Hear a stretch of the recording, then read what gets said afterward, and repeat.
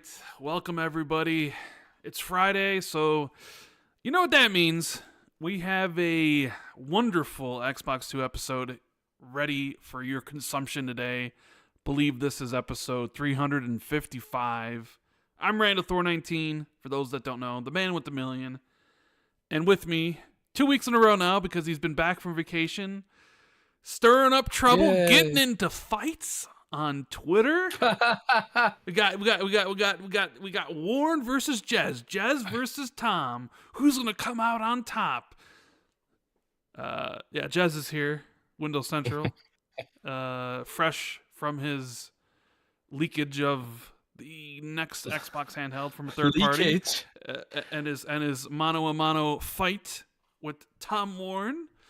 What's going on, man? Pistols, fisticuffs. It was real, man. I was getting DMs being like, "What's up? What's going on between Tom and what's Jez? What's going on?" They don't like to see their favorite people fighting. Oh, it's just British banter, man. In fact, to that end, I would like to let you know that Tom Warren's actually going to be joining us on Xbox 2 plus 1 on Patreon next week. I can't wait for the fisticuffs to continue. Yeah, we're gonna have a rap battle. Yeah. Bro. But who knows more about everything? Who's the better leaker? Find out next week on Xbox 2. Yeah, we won't invite Tom Henderson for a triple threat. Yeah, I've got the flu. So for those who listen to Xbox 2 Ultimate on Tuesday, they already know this. But I got the flu, so I apologize in advance for coughing, spluttering, or as Rand put it, nasal leakage. During the show, I'll try and keep it muted, so it's not so bad. And I've got a bunch of drinks here to keep my throat clear. But we've been dealing with a bit of that this week. But we are still... The show's got to go on, Rand. You know what I mean? The show has to go on. So, what does it feel like when you do something like you did with the article on Monday about Xbox Kennan, whatever you want to say, and literally every website and everybody else makes an article about it? Like, you name it, everybody's talking about it. Podcasts, websites, forums. What does it feel like? It's bittersweet in a way, because I think I've talked about it before. How I don't like ruining things for the teams and people that work on that stuff, but it's also, very aggressively within my job description, So it's kind of bittersweet. So it's like a win, but it also doesn't feel like a win. Not like when an opinion piece or a review does really well, But at the same time, I'm just kind of excited about the content of the leak, because I like my handhelds, right? Yeah. And it's kind of like we kind of knew this was coming. Like at CES, Jason Ronald hinted about this kind of stuff, and actually even in LA last summer, Xbox people were basically also hinting a lot about this kind of stuff and working closer with OEMs and bringing Windows and everything close together and all that kind of stuff. So in a way, it's kind of like this is like the first details on something we kind of already knew was coming. But it's just kind of nice to put a name to it and a company to it and have a sort of idea about what we can expect, I guess. I know you're not super interested in handhelds, Rand, as we've established many, many times, and not every Xbox fan is generally that interested either, but I think this does have unique implications for next gen, and when we talk about it in more depth in a bit after the intros, there are things we can infer about next gen from this, and also where the future of the platform's going. And I think generally speaking, it's all positive. We'll talk about that in a bit. Other than that, how was your week? It's all right. Besides you being sick again, bringing back sickness from Hawaii, apparently. Seemingly so. I mean, I got sick right after I got home, so I presume it was from, flying, being in airports. Seattle Airport, I was there for 10 hours, and it's a pretty big airport, right? Because it's one of them big connecting airports. And then I was in Frankfurt Airport, so bound to have caught it somewhere along the way, I suppose. But the week was all right, generally speaking. I did a preview event for a game I can't talk about. Ooh. That's coming out this summer, which looks fantastic, and it's a lot better. It's already announced, but it's something that I didn't expect to be excited for. So now I've seen it in more depth. I'm like, oh shit, that actually looks really awesome. So I'm going to be writing about that next week, or probably this weekend actually. And other than that, I've just kind of been sleeping a lot, trying to sleep off the slime. But I'm not drowning in phlegm anymore. So we definitely turned a corner. But also, my mom's been sick. My mom's had bacterial pneumonia, so she's been in the That wasn't hospital. fun. I had that what, like 3 years ago, 4 years Yeah, I ago remember. at one point. Oh Yeah. man, I thought I was gonna. I'd never been so sick in my Broke. life, and just to think it was some. I don't even know how I ended up getting that because it wasn't just. It was just one day. I think I woke up and I was like, "Man, I feel like I have the flu." But then that was also during the time of the pandemic, and I was like, "Well, maybe I got COVID." So I went to a clinic and they were like, "No, you don't got COVID, you don't have the flu." And they're like, "Oh, why don't you go get an X-ray to see if you have pneumonia?" And sure enough, that's what I had. And oh man, it was awful. It was really really bad. Yeah, I mean, it's the same for my mom, right? She was like, just out of the blue kind of thing, thinking she had COVID, go get an X-ray, and then boom, it's pneumonia. Oxygen levels really low, but she was kind of stubborn and didn't want to go to the doctor at first, so could have been pretty bad, But she's all right now. She's on the mend and being on oxygen and that. I was a little bit worried earlier in the week, but other than that, I've just been gaming, bro. Gaming and gaming and gaming. World of Warcrafting. Of course, my it's always World of Warcraft with you. Dude, Nothing else. the new patch is so good. Oh, it's Jesus. so good. Nobody cares about World of Warcraft unless it ever comes to Xbox console or whatever. Well, I will say for those who are interested in the Xbox version, I have heard that there is a small task force at Blizzard who is at least at some point this past year doing research on what it would take to bring Warcraft to Xbox and PlayStation. In terms of like logistics, what would they have to do to change the game? Would it need to be made easier for controllers? All that kind of logistical kind of research, right? I don't know if anything's going to come of that. Maybe it was just maybe they decided nah, this ain't possible, or maybe it becomes something, and maybe in the future. BlizzCon was announced for 2026. Yeah. Maybe we find out something there. Maybe that's when they finally announce some new games, because it's not happening this year. It didn't happen last year. No. It's been a while since we've had a proper BlizzCon. 2023 off the top of my head. That was when Phil was there, right? Phil, Marky Barra was there until Marky Barra was let go, I suppose. Or did he quit? I don't suppose we know for sure what happened there, but it was technically retired. I think it was the whole oh thing, yeah, he I suppose, yeah, maybe. And now he works for Prize Picks, I think, or is the CEO of Prize Picks or whatever that company is. Prize Picks. Well, that doesn't sound like retirement if he's working for someone. Well, I mean, he's not in the gaming industry. He's basically, sports betting or whatever. Yeah, fair enough. Well, it is what it is. But I suppose Blizz didn't really have anything particularly major to announce since then. Like, game development's kind of slowed down, right? There's always that meme of the Rockstar meme where it's like the games Rockstar released in this decade, and then it's like a shitload of games like Bully and LA Noire and stuff like that. And then it was like games Rockstar released this decade, and it's just Red Dead Redemption 2 and GTA Online patches, kind of thing. Very, very sad. But it does sound like they're gonna have, if they are doing a BlizzCon, which is very expensive to do. It sounds to me like they're probably predicting they're gonna have something very big to announce. So StarCraft 3, end the show. Yeah, I hope so. I mean, I interviewed Johanna Faries. StarCraft 3, let's go. We hope.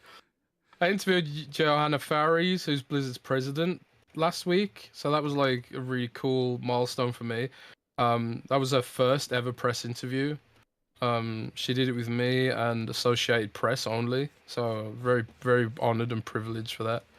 I did ask her. I said, because she was teasing unannounced things, and I was like, "Is that a StarCraft shaped unannounced thing?" And she's like, nothing to announce right now. You know, the PR line. But yeah, I feel it. I feel it in my bones, Rand. 2026 BlizzCon. Yes. Hopefully something StarCraft. Ends with but StarCraft. We'll see. Yeah. I mean, I can see I think it. that'd be sick, man. Maybe a StarCraft shooter. So sick. Yeah, I've heard the next Diablo expansion is gonna be. We're over that. Diablo's too easy according to Blizzard, anyways. Yeah, they're supposedly gonna try and make Diablo harder, but I have heard that the next expansion it's a lot bigger budget and they're gonna go a lot harder than they did for the first expansion. So. And that's not supposed to happen until what, next year?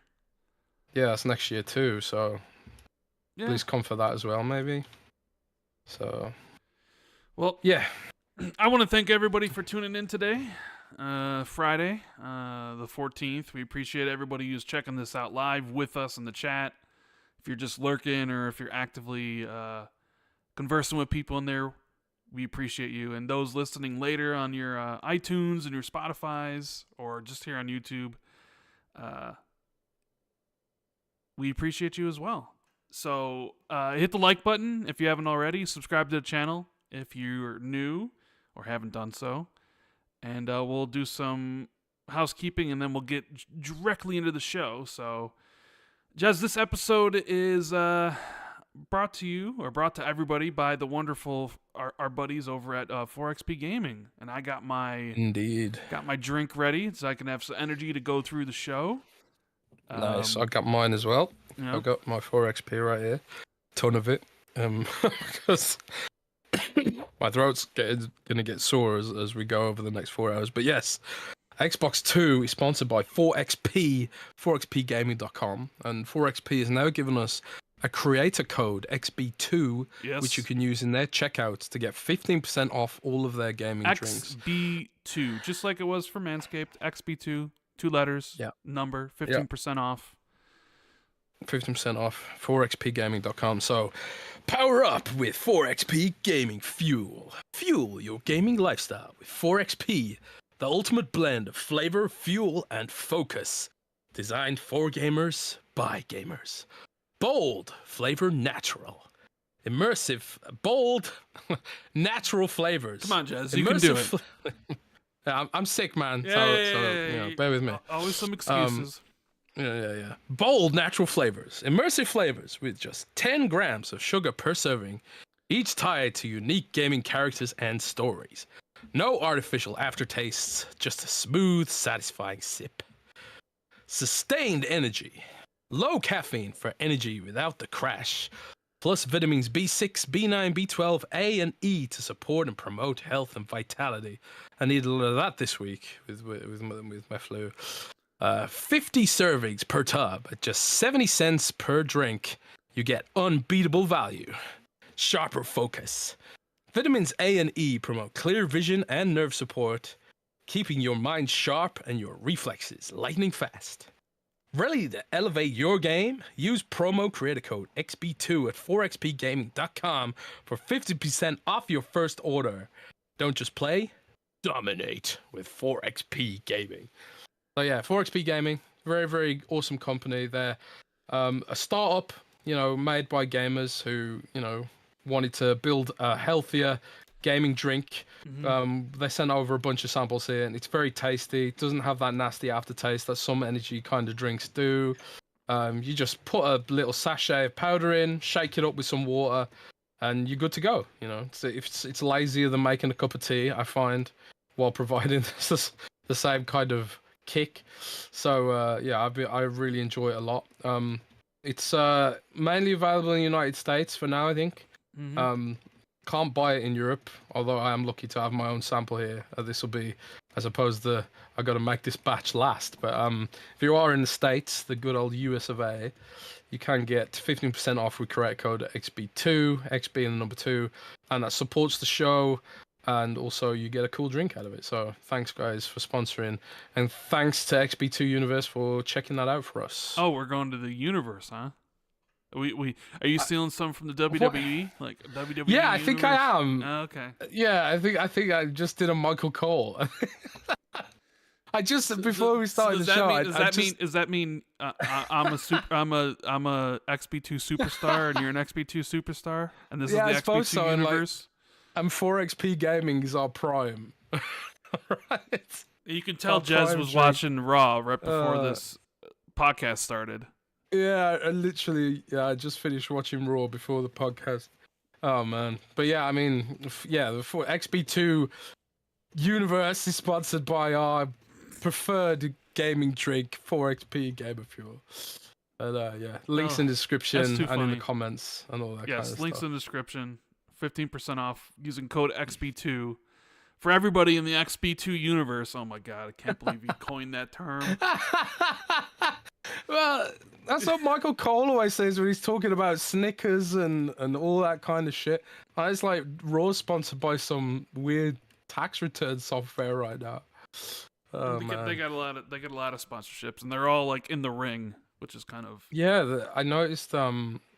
Was it Elimination Chamber? They had a big Minecraft banner across the ring. Minecraft movie. Sorry. Minecraft movie. You're gonna see that? You're gonna watch that? Do not care one bit for the Minecraft movie. What if your nephews want to see it? And then they can go see it with their dad or their mom. They're all the way over on the other side of the country, anyways. Oh, they're not anywhere close. So, fair enough. Anyways, we also have the wonderful people at Patreon, patreon.com/XB2, where you can join and get some benefits like early access to the XB2 plus 1 we'll be having with Jez's nemesis, Tom Warren, next week on Tuesday, I believe is the date. So you can sign up to get early access to that and exclusive access to XB2 Ultimate, which we did this past Tuesday as well, which will never be live to anybody. It's just like a little secret thing. So it's a show that we do usually once a month. And it's only for Patreon members, so check that out if you're interested. Question and answer thread is open for anybody who hasn't gotten their question in. We'll answer them always at the end of the show, so you can always see where your question is and we answer it. We do have some shout-outs here for the Xbox 2 MVPs. We have Ethan Linhair's VA. We got D Big Fluffy Bunny, Resin Force, iMike0, Tier, Shrapnel, Inner Machine, Just James 93, Holy Dark Death, Steve Stompy, 09C Mine, James Wiseau, Trickster for Trey, Laser Wolf, Battered Haddock, Army Dude 52C, Foreign Object, RS Donks, Silas, James Moore, Fantasticals, Katrox, Bright Tundra 1, Discarded Caboose, Justin Duel, Frank Mariano, Sean Kramer, PB Broking, Asa T and Madison, Governor Grimm, DZ Huffin, Wagerman, Pat Rock, The Scarecrow 121, Darren Torpy, Briggs I always get it confused. Like, it's Briggs Country or is it Briggs County? Briggs Country, Prof JJJ. Briggs Country, yeah. Yeah, and Wolfgang KPZ. Thank you guys so much for supporting me and Jez and what we do here with the podcast. So yeah, keep in mind, Tom Warren, Xbox 2 plus 1 Tuesday. That should be a lot of fun. And I'm definitely going to play into the whole fight thing because it'll definitely be brought up because why not? Great. Yeah. Wonderful. It's gonna be great. It's gonna be a good time. Yeah, we'll have fun. We'll have fun with it.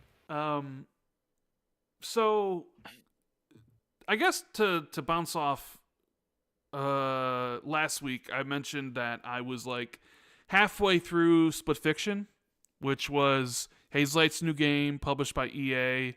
You know, their follow-up to It Takes Two. I finished it, Jez. So I'm done. It was about 13 and a half hours, although there was a couple times we had to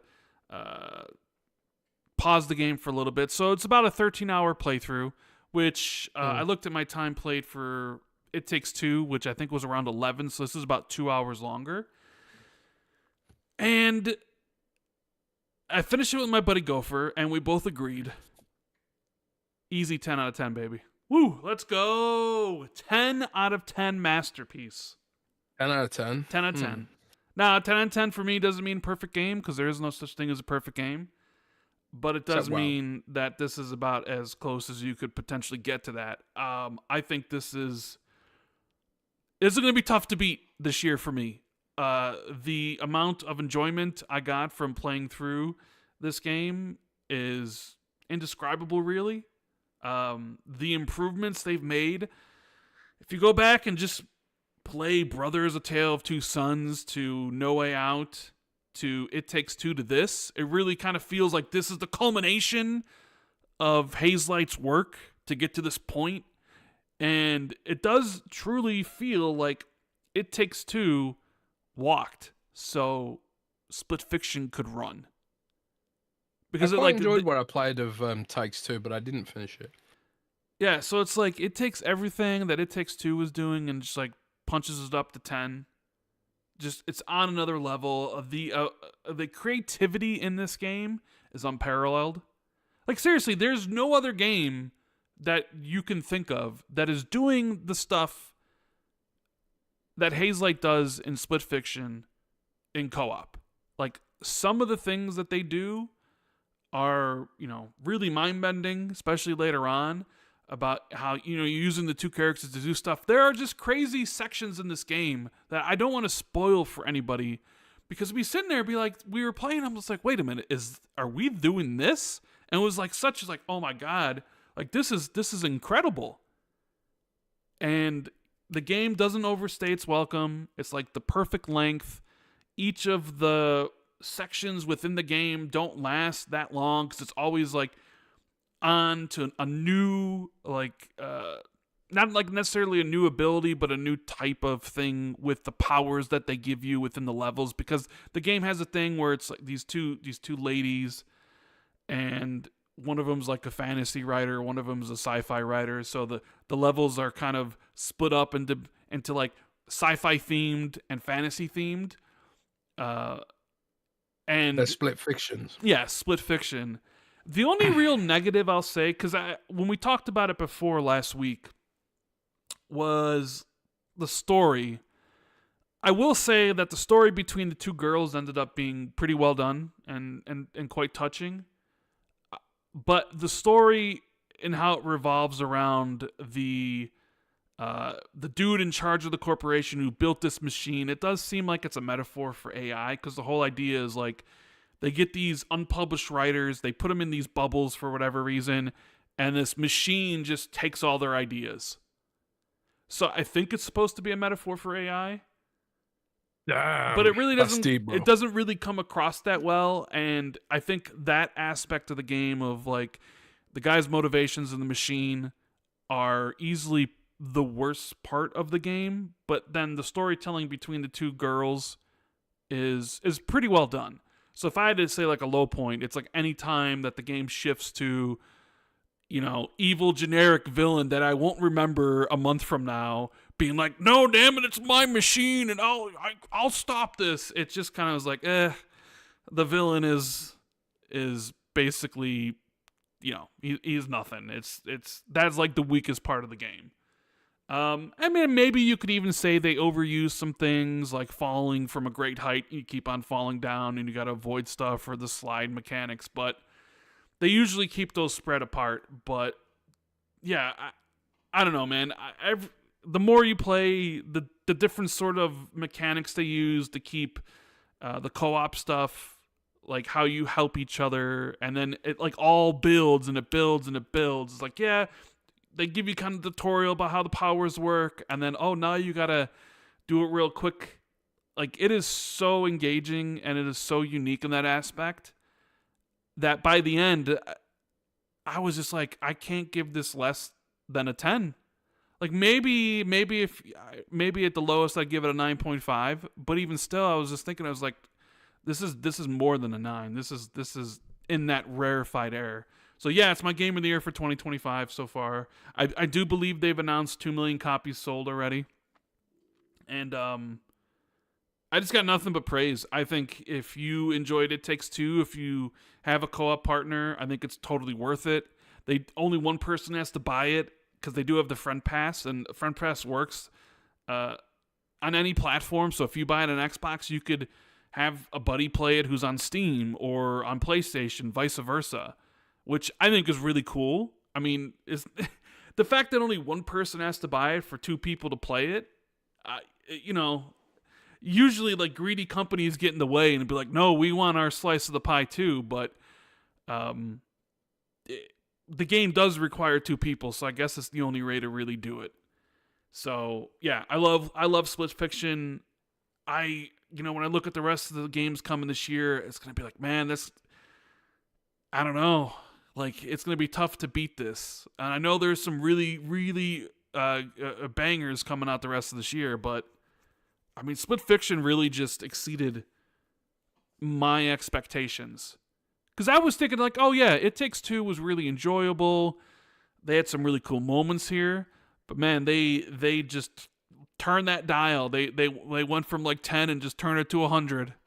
And it was like, all right, let's put up all the things that we couldn't do in It Takes Two, and let's just do them in this game and leave nothing on the cutting room floor. And that's exactly what they did. It almost makes it seem like It Takes Two was a proof of what do they call it? Like Concept. Proof of concept, and then like this was the real thing. Yeah, I love It's Split Fiction a lot. I honestly, I was talking to my buddy. I was like, man, I almost wish I could just like delete my memory of the game and then play through it as the other character with you so we could just experience it again. It was that good. So That's awesome, man. I mean, it's cool these kind of games like Starve a Place. You know, I hope it does well for them. And in an era where everything seems so like it's got to have microtransactions, it's got to have microtransactions, right? Or it's got to have microtransactions, or it's got to be like quadruple A, like Baldur's Gate or something. So, it's nice to see that games on that kind of scale can still do well. Well, I hope it does well. I presume it does well because EA 2 million. What is it? 2 publishing. million in 2 weeks. Yeah, I mean, I think you'd think that as well, right? I just well, wonder you can definitely tell the budget in this game definitely increased from It Takes Two. I don't know how much. I don't know if it doubled. But you can tell there was a definite, like, yeah, okay, what you did, here's more money to do it again, but even better. And hopefully they're rewarded for it. Here's my question for you, though, Rand. Okay. Why do they keep greenlighting this as a double A? Right. Double A? Is that fair to call it double A? Yeah, sure. I mean, I guess. 2.5A. Yeah, the thing is, like, you know what the funny thing is like you could argue it's AA plus. You could argue maybe it's on the lower end of AAA, but I don't even know what even qualifies as AAA anymore. Is a AAA game something that has to have a gigantic map and 100 hours of gameplay, or does it need to look a certain way with its graphics, or is it really just a budget thing? I mean, usually AAA is usually defined by its budget, right? If it was a certain amount of money, then it was AAA, and if it was less than that, it was AA. Well, my question was kind of going to be like, why do they greenlight this, but they won't greenlight a lower budget Dead Space or a lower budget, anything really? It's like this is kind of become an outlier for EA, where it's like the vast majority of what they want to do, it's either got to be a massive service game, like or nothing, basically. I mean, what else do they do like this on this scale? There's not a fat lot, really. Yeah, I don't know. It's part of the EA Originals thing, right? If that still exists, because Hazelight isn't owned by EA. No. Whereas something like BioWare is, and I wonder if really that's the difference between the two, where EA owns BioWare and has to pay for all the things that you would have to, whereas like with Hazelight, all they really got to do is pay for the game. They find their own budgets. I mean, I don't know if there's any difference between like, hey, the owning of the studios versus we're just paying for a developer to make this game or not. I don't really know the ins and the outs of the difference between why EA can be like, here's some money to play Split Fiction, which is a game with no microtransactions and a game that is over in roughly 13 hours, but then won't really do the same for some of their other projects, and they funnel all their money into live service stuff. Why they cancel Respawn's games all the time, like their recent game that was reported was a Star Wars shooter, and why they won't let them make Titanfall 3. I mean, I don't know if that's really true, that EA's like, no, you can't make Titanfall 3, or Respawn doesn't want to make Titanfall 3. I don't really know. I mean, it's a good question, because you're right. you wouldn't expect EA to be behind a game like It you Takes wouldn't. Two or Split Fiction, but they are. And maybe it's just one of those things where, I hate to say it, maybe it's like, oh, we need to kind of repair our reputation a bit, so they Doing it for greenlit image some reason. of these like smaller games to Yeah, maybe but this is get the thing. some I will rep. never. I don't know. I would never give EA credit for that No, shit. I wouldn't either. I wouldn't Yeah, either. I mean, anyone can front cash for a game. I don't know, man. I just makes me sad. You know, that the game that this gets greenlit, which is great, but then other stuff I want doesn't get greenlit, like Yeah. Dead Space 2 remake or even the Dead Space 4. You Could know, like Dead Space just be so much more expensive that it's prohibitive because like it didn't sell this much? Where something like Split Fiction, based off the success of It Takes Two, is like, well, it cost a lot less and it's gonna sell a lot more. well, I'm kind of in the mindset of like, you know, if they can do like a Silent Hill remake, just outsource it, man. And there's gonna be an indie team out there who's passionate enough about Dead Space as a franchise to build a new Dead Space. You know, just using Dead Space as an example, because you can apply this to a lot of other franchises. We talked about that, didn't we? We talked about Glenn Schofield, who was exactly. They went to EA to pitch Dead Space 4, and EA was like, "Yeah, no thanks, not right now, at least." Yeah, it's just frustrating, man. I don't know. Well, that's modern gaming for you, but the reason it's on my mind, Rand, I don't know if you've got this penciled in for a later topic, but I kind of feel like it's relevant now, so I might as well bring it up. Okay. Did you watch the trailer for Silent Hill F? I did have that as a topic. I did watch the trailer of Silent Hill F. I thought it looked fucking brilliant. I mean, yeah, I did. You look at it and it's like the art direction and what they're doing with a Silent Hill in Japan. And after like how incredible Silent Hill 2 remake was, which for a long time people were like, Bloober Team on Silent Hill 2? Yeah, right. I was like that. And I put my hand up, I admit it, I was wrong. Sorry, Bloober Team. Yeah, I was wrong too, Bloober Team, because, well, unlike Jez, I actually finished Silent Hill 2 remake. So I got to the end. I got in the fucking hotel, man. Yeah. Either way. So like I'm watching Silent Hill F and I'm like, okay. Wait for the like, Xbox version. The design, the art design and everything that's like kind of going on in that trailer is outstanding, and I'm like, oh man, this could be good. Here's where I'm concerned. Okay? Ooh. And maybe I shouldn't be, because everybody's always got to start somewhere, right? Is the developer on the game. Who's the developer? The developer is, I forget the game they last made, or I forget the actual name. It was like they made the multiplayer of the last like Resident Evil. Like it was like Resident Evil Revive or Resident Evil Reverse. Yeah, they made Reverse, which Oh. nobody liked, and I think Capcom turned off at a certain point because nobody was playing it. So in my mind, I'm watching this trailer and I'm like, and you can sort of see maybe some of the gameplay transitions, because it's not like a fully CGI thing. That looks like there's some aspects that would be game related. But in the back of my head, I'm like, these are the devs that made Reverse. These are the devs that made Reverse. Don't get too excited. These are the devs that made Reverse. And so it's like I want to get excited, but then it's like, and I understand, like sometimes you need a good place to start. Like Bloober Team, you know, their games before Silent Hill 2 remake weren't really the best or well received that greatly, like the Medium or Layers of Fear or whatever. And then they surprised everybody with this. And I quite like Layers of Fear, to be honest. But like I'm thinking, like, all right, well, you know what? Maybe we'll give this dev a chance because I like the way it looks, and it's also coming to Xbox. And Play Anywhere by the looks of it. Play Anywhere as well.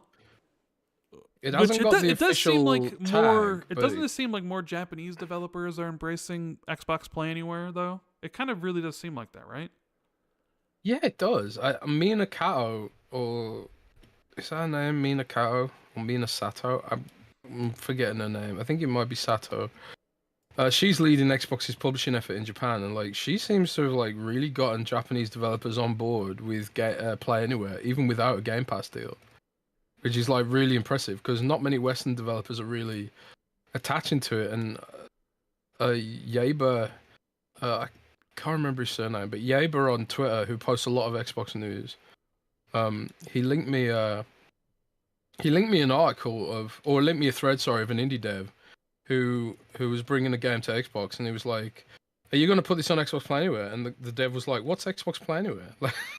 Like a lot of indie devs don't even seem to know what it is, which is you know, an indictment of Microsoft's internal publishing education, I suppose. But as we could see from this week as well, Microsoft just hit 1,000 games with Xbox Play Anywhere, and as part of that announcement, as part of that milestone, they did a big announcement and released a new filter system, so you can like look at it. And I've also heard that they're doing a lot more with Xbox Play Anywhere in terms of evangelizing it. Obviously, GDC is coming up, so they're going to be doing more evangelizing and also more incentives to get devs on board with Play Anywhere. And then there's also Kennan as part of the Play Anywhere effort, which we'll talk about later on. But yeah, the art style, like, I wasn't sure when they announced Silent Hill F originally, because this isn't a new announcement, but like the trailer's new, right? Yes. I was still in my very much like Konami sucks. They're just abusing the corpse of Silent Hill for a quick buck kind of mentality. But after the remake, it's kind of like, oh shit, maybe they're actually cooking here. Maybe there's going to be something good come out of this. I've seen some hardcore Silent Hill fans be like, oh, it doesn't make sense for Silent Hill set in Japan and all this kind of stuff because of like, you know, the lore around Silent Hill itself and stuff like that. But I kind of like the lore of Silent Hill to me isn't so sacred considering the franchise has been dead for so long. I'd rather let them try something new in a new setting and then try and retroactively make it make sense with new lore. I mean, that's the other thing about I don't think that matters so much about this one is that and I know we're going back in time. Well, not that far, but we're going back to like the 360 gen. But a lot of the newer Silent Hills just aren't very good. You know, you go back to Silent Hill Homecoming or Silent Hill Downpour, and they just aren't really good games. I mean, you kind of, once you get away from Silent Hill 3 in the room, the quality level really starts to decline. And so it's like, oh, so like when you announce a new Silent Hill, it's like, you know, people are immediately kind of have that, ooh, new Silent Hill, I want. But then they realize, ah, man, Silent Hill hasn't really been a good Silent Hill since forever, 3, yeah. Right? So what, it was like 3 was on the PS2, like actual new game. Yeah. And like, yeah, great. Silent Hill 2 remake was awesome, and Bluebird did it justice. And I can't wait to see what game they're working on with Konami next. And I think we've talked about it. Like, if you were them, and you like, would you remake Silent Hill 1 or Silent Hill 3? I would imagine you have to go remake Silent Hill 1 first, because 1 does tie into 3. I don't think they're gonna be making like a new game, but maybe they've got enough cachet where it's like, yeah, let's make our own brand new Silent Hill game. So that's also kind of working against Silent Hill F, where it's like, yeah, the new games have kind of been shit for a while. This developer's last game, Reverse, wasn't nobody played and whatever, and it's just like, okay, we'll see how this pans out. Now that I don't think they announced a release date for this. No. So probably next year, or maybe this fall. I guess. I mean, because I don't know. I mean, would you, if you were planning on releasing this game next year, would you have the trailer this year? I don't think you would. So maybe there's a good chance that it's this year, right? Yeah, especially like just randomly out the blue. I mean, maybe you'd show off a trailer if it was further out at one of the big partner events. Yeah. But like just showing a trailer randomly like this, that must mean it's probably closer than we think. Yeah, maybe it is later this year and we just don't know it yet or whatever. But yeah. No, I'm definitely, my eyes on it. I'm like looking at it and I'm like, all right. I kind of like the setting. I like the art direction. I just hope it's good. That's really it. It's like, please be good, right? Please be good. Yeah, I figure on that. I mean, I'm intrigued about the setting, like the time period. It's like the 60s, I think it's set in. Um, I hope it's the press release talked a lot about puzzles, so I was kind of nervous. Is this going to be like more of a narrative adventure kind of thing? But she does pick up a weapon in the trailer, which She makes me does. think like you wouldn't be picking up a weapon if it wasn't going to have some kind of combat in it. And I can see it being on the same engine as the remake, you know, to save money. So what And if then you got a technically, combat engine? Why wouldn't wouldn't you this use it? also Right? be like the first Silent Hill, like according to timeline? Because Silent Hill Yeah. 1 was set way later.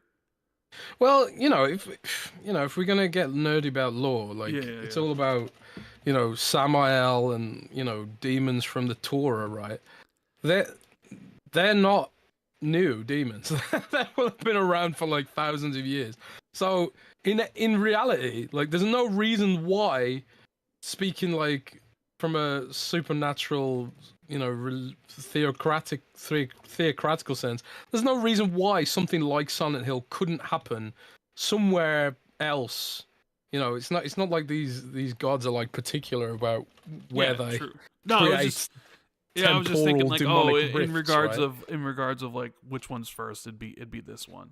And So, also, wasn't Silent Hill 3 and 4, they weren't set in Silent Hill, right? They were set in like a neighboring town, if I remember correctly. oh, man, it's been Something a like long that. time since I played 3 or 4. I think Silent Hill No, 4 I think 3. was in I think 3. No, I think was, she came to Silent Hill because she was looking about what happened to her well, father, right? I'm sure 4 was the next town over though, or something like Maybe, that. I don't know. Like I said, it's been a long time since I played either of those games. Yeah, true, same here. But I don't buy the people being pissed off about the quote unquote lore implications. Well, I But didn't say they were pissed off. I was just mentioning that it's so set in no, the some people are 60s. pissed off. Well, Some people I are. guess there's I've always seen it, bro. I guess there's people pissed off about split fiction because apparently it's feminist slop according to the Uh, grifters out there. So people can find anything to get pissed off about anything. You don't need real reasons to be mad about something. People will make up manufactured reasons to convince you need to be mad and upset and all this bullshit. You know what I mean? yeah, I feel you. But Uh, anyways, I'm looking forward to it, and we'll see how it goes. yeah, we got a super chat here from one Sabiki. I'm sorry if I said that wrong. Do you think Microsoft will update current Xbox consoles to that new Windows PC-based platform? Also, will the new UI be an app or a UI shell? I would imagine it's going to be a shell. I don't think it'd be an app, right? But then I don't know too much about it at all, really. What was the question again? Do Say you it think again. that Microsoft will update the current Xbox consoles to that new Windows PC-based platform? And also, will the new user interface be an app or a shell or UI shell? Okay, so the difference there being like if it's a UI, if it's a UI app, then it kind of just sits on top of Windows, right? And you could minimize it and get back to the desktop. If it's a shell, then it changes Windows itself. So it would sit like it would replace, in theory, the shell of Windows itself. Now, a long time ago, and I think this is going back as far as like Windows 8, Microsoft was working on a project called C Shell.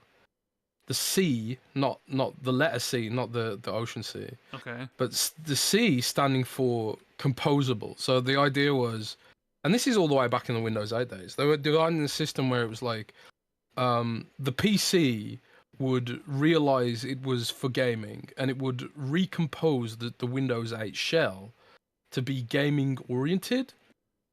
Now, that project sort of never materialized from what I can tell, kind of failed by the wayside, but maybe they're bringing it back for this stuff. Honestly, don't know if they're going to go as far as a shell or actually just use an app. If I had to honestly guess, it's probably just going to be an app like Steam Big Picture Mode. Yeah, okay, yeah. But that's the cynicism in me. We'll see what happens. What about it? What about them I updating current Xbox consoles though to the new Windows PC-based platform? I don't think so. I think anything with regards to anything with regards to like the new sort of systems is probably going to be next gen exclusive. Obviously you're going to get some of those benefits sideways, like uh, just as like play anywhere and cloud gaming and stuff like that. Just as a sort of result of it being connected to some degree. Maybe they do update the current Xboxes for some things, but it's really hard to tell. I don't think. I want to believe that they'll sort of figure out a way of making the Windows development environment friendly on the current Xbox consoles, but this is kind of like it's speculation because it's a bit super high tech, right?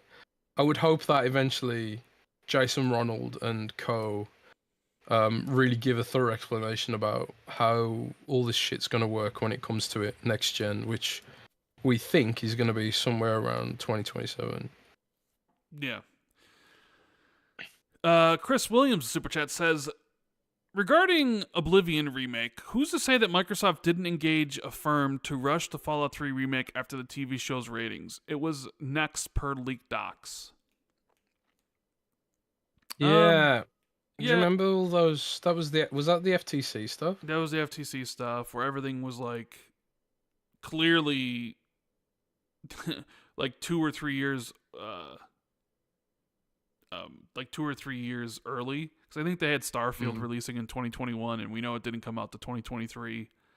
And I even think something like it was Doom Year 0 and that was like set for 2022 or 2023. So yeah, that's where originally like the Oblivion remake and the Fallout 3 remake came from. And I suppose somebody could be doing the Fallout 3 remake, but I really think it's going to be the same studio who is doing the Oblivion remake, Virtuous. So I wouldn't be surprised if they get Oblivion out the door and then they start working on Fallout 3 remake and then it comes out, who knows. But I mean, I guess maybe it's possible they changed their plans and were like, all right, well, Fallout was really successful, so we need to get this Fallout 3 remake moving a little bit here.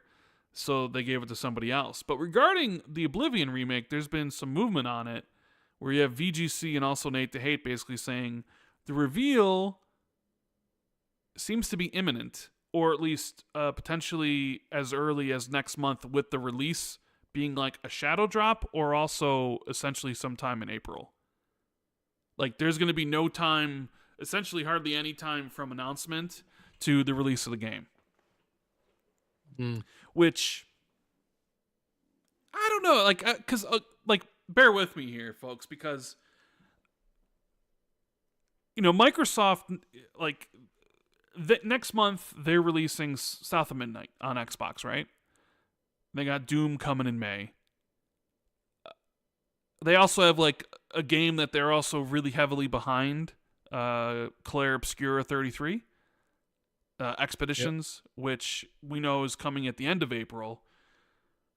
And, I know maybe people don't want to like see this, but or hear about it, but you have Indiana Jones coming to PlayStation on like the 17th of April, and you have Forza Horizon 5 coming at the end of April, on April 29th. So like Microsoft has their own games they're launching on Xbox, but then the other games, their back catalog stuff that they're launching on PlayStation at the same time in the same month.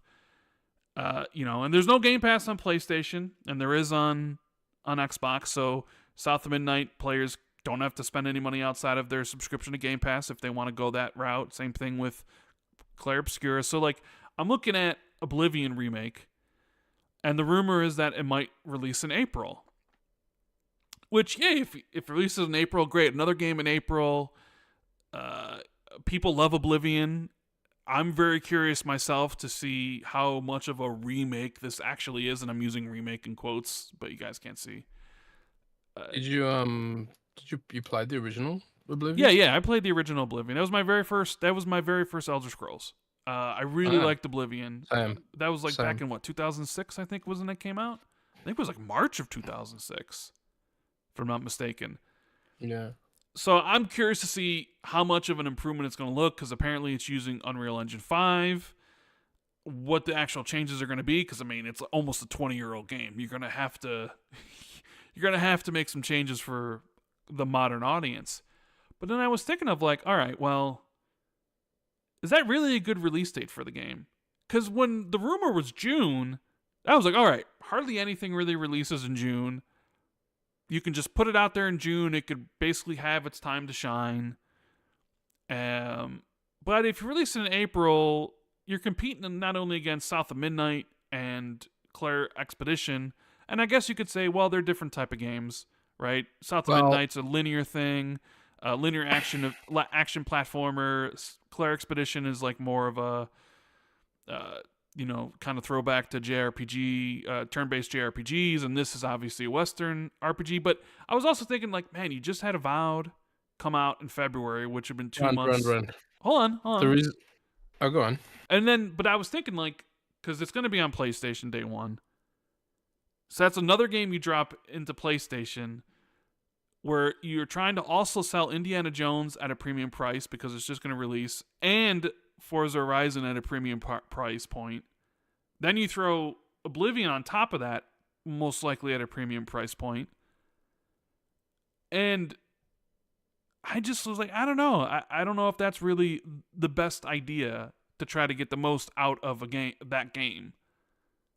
But There is. Go on. no, I mean that's it. That's really it. I think sometimes you need to be cognizant of your own. What other games do you have releasing? And if the whole point of being multi-platform is to make the most money as possible, and we talk about, or at least Xbox talks about, like the console user base being capped at a certain point. If you're releasing three $70 games in basically a 2-week span, something's probably and it's not only just Xbox releasing games. There's obviously going to be other developers and publishers releasing their own stuff. Yes, but my friend, there is a scenario where doing that is actually a good thing. Oh, here we go. And that's if they know the game's bad. Oh, so you think they're just trying to bury it? So, mate, yeah, I mean, that could be, an explanation for the scenario you're describing.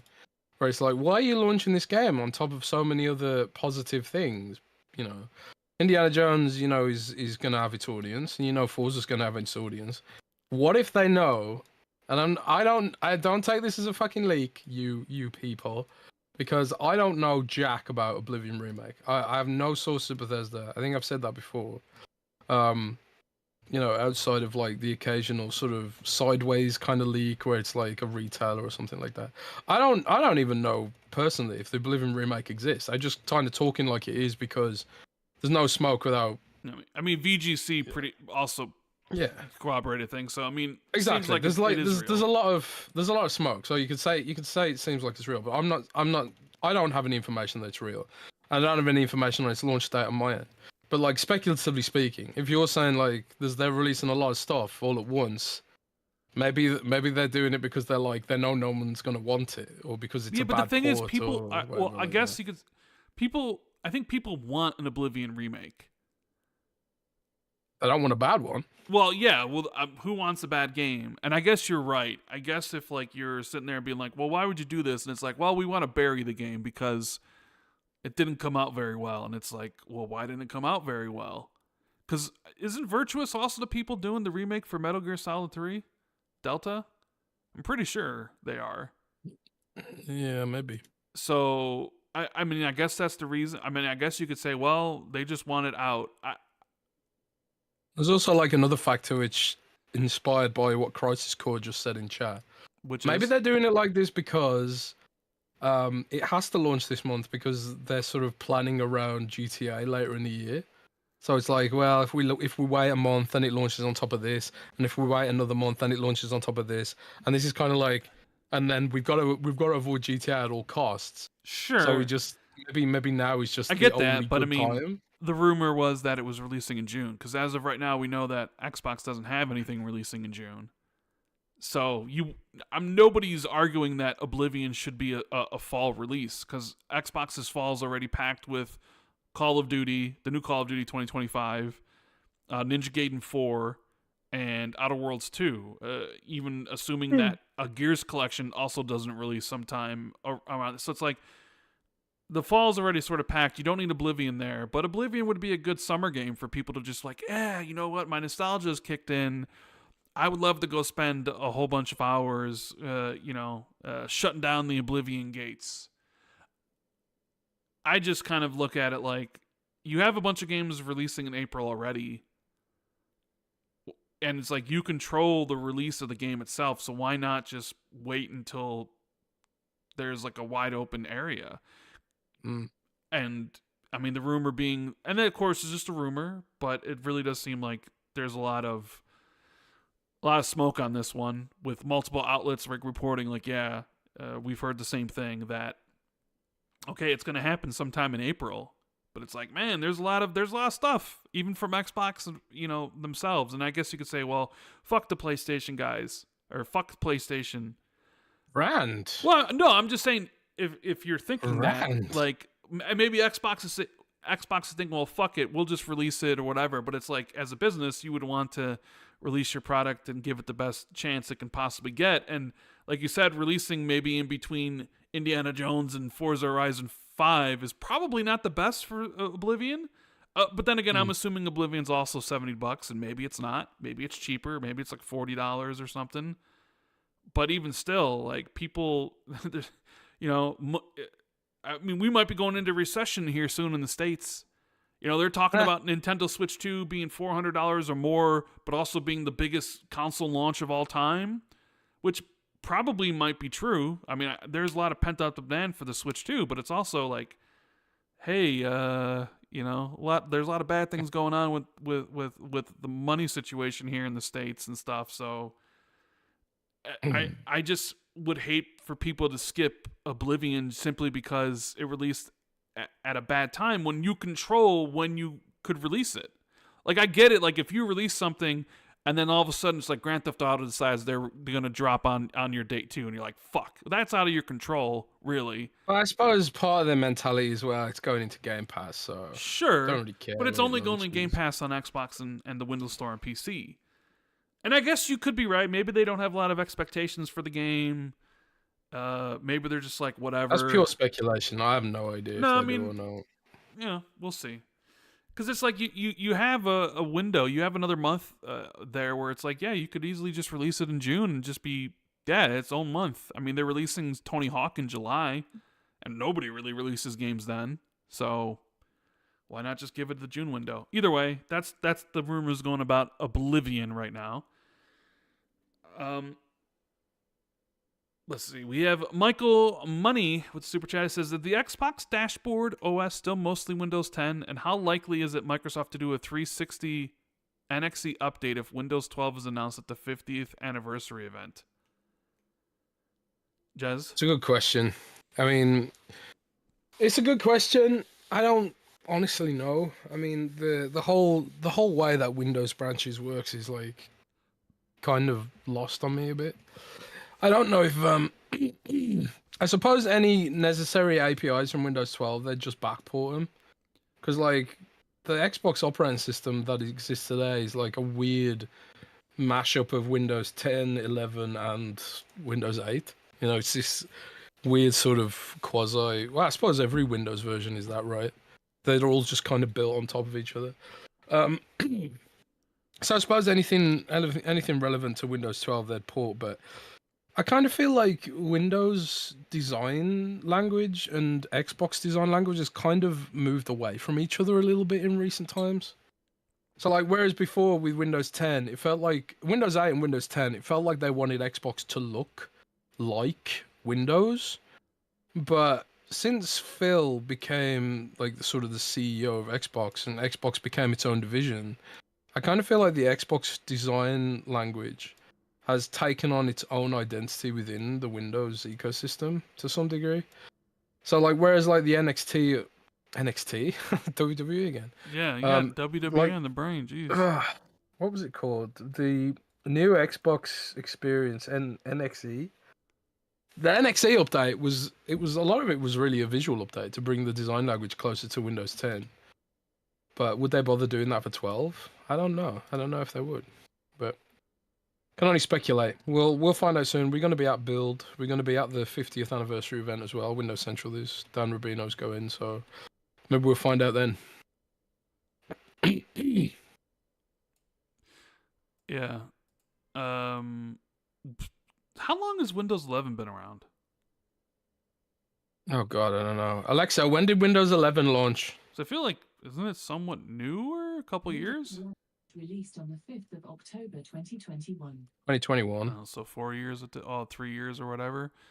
And so is Windows 12 expected to be soon then? I honestly don't know. I haven't heard anything. I can't remember if we've really covered anything from it. Okay. I don't know. Alright, I was just wondering. BT Maverick. Just set off Super F1s, chat. Alex. Sorry, everyone. Sorry, God. Do you think I always feel like I'm the only person who has one of these things. Do you think one thing Xbox is testing with the Xbox OEM handheld to see what PlayStation would do with their games on the PC storefronts like Steam to see if they would block PlayStation games from a future hybrid console? I suppose it is going to be a little bit interesting because although this isn't a true Xbox, it's kind of like an Xbox branded Asus device, right? Would that be a step too far for PlayStation? I mean, it is interesting to think about, but I don't know if PlayStation can really justify doing that from such a granular kind of perspective. Where it's like, how do you define a Windows PC device that's just like Xbox kind of branded? I mean, that'd be super petty if they did that. Because it's not like there isn't going to be a ROG Ally 2, which is basically the same but without Xbox branding. But we'll see what they do, man. I mean, the real question is whether like the Microsoft created hardware, if it does run Steam, which is still a big if. Don't know if it will run Steam. That's kind of like the big question mark about that platform. Is like, would PlayStation then block it? I mean, there is precedent for them restricting games on certain devices. When you look at GeForce Now, for example, but maybe they just let it slide. Maybe, I mean, it's for them. It's going to be free money at the end of the day, and the money wouldn't be going to Xbox directly, and it's not like Xbox is going to have great margins on its hardware. So, in theory, for PlayStation, in financial terms, there's no real downside, because I think anyone buying an Xbox next gen, more than likely, is hardcore ride or die Xbox. Because I think like more so than ever, like PlayStation's solidified itself as a market leader, and I don't see a future where Xbox can take on PlayStation directly anymore. So like the console was over. Like, do you really have to keep pushing the issue, for those who are left? Because a lot of those ride or die Xbox people are probably going to get the next Xbox. They're probably looking at PC rather than PlayStation as their next destination. A lot of them are. So, and if you want to meet them, you're going to have to be on Steam anyway. It's hard to say what they'll do because I think there's a lot of pride rather than business sense driving some of PlayStation's decisions at the moment. Or well, since forever, I think. But we'll see what happens. Yeah, I mean, I didn't really think that would be. I mean, who knows about like the reasons, like the many reasons why they would do this, but I don't really think them being like, well, we're gonna release this third-party handheld, Xbox branded, and just to see what PlayStation would do. I do think it's a research platform for them. Sure. So I do think there is an aspect of that, like what will PlayStation do? But it's like it's part of the whole of how are users going to use this thing? Is this good ergonomics? What more do we need to do to Windows? It's kind of like this is like a early adopter research platform for them. Kind of like I'm kind of thinking of it like the Galaxy Fold, the first Galaxy Fold, right? Where it's like this deeply experimental device, which is prohibitively expensive, designed for early adopters, basically. And I think that's kind of how they're going to be viewing it, and I think that's how it should probably be viewed. But we'll see. We'll see what happens. Yeah, I mean, personally, I don't really think they'd block it on this device because, like you said, I it's don't think they will. probably just like it's a ROG Ally, really, or like a ROG Ally 2, just with an Xbox button and an Xbox user interface, whatever that looks like, which we haven't seen yet. What Jason Ronald said we see this year, I think. So I don't really think they'd be like, yeah, we know we need to tell Steam, like, don't run it on these specific devices. Because that'd be weird, I think. But I mean, they could, but I don't really think it'd be one of the main reasons they would want to do this. I think they want to see if this is a viable thing for hardware moving forward. Because Brad Sams had an interesting tweet yesterday that I think you agreed with. He said, what did he say? Let me get his tweet. Get Brad Sams. Mr. Brad. He said, specifically about the handheld, he says, the Xbox handheld made by another vendor feels very much like a canary in the coal mine scenario. You get the product out, you see how the market reacts, see if it's viable before going all in on next-gen hardware built by third parties. Also, massively worth pointing out that saying this is a success or failure before we have seen the Xbox pitch the idea is foolish. We have fragmented information, so be patient. Yeah, I mean, Asus announced at CES that they've sold, I think it's somewhere in the region of, they said they'd sold 100,000 Asus ROG Alloys in a year. And it's been out for a couple of years now, so maybe we can infer at best, say they've sold 200,000 ROG Alloys, something around there.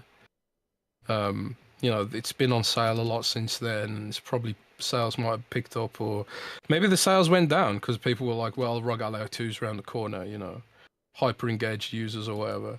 But let's just assume there's about 200,000 ROG Alloys, and Asus's generalized profit margins are around 13%. So, you know, and they don't make any money on the software. But those are hardware company margins. Hardware companies do have tighter margins than software companies, generally speaking. So it's kind of like incidental based on their business, but Microsoft's got a different thought process about that kind of stuff. Microsoft wants the high margins, right?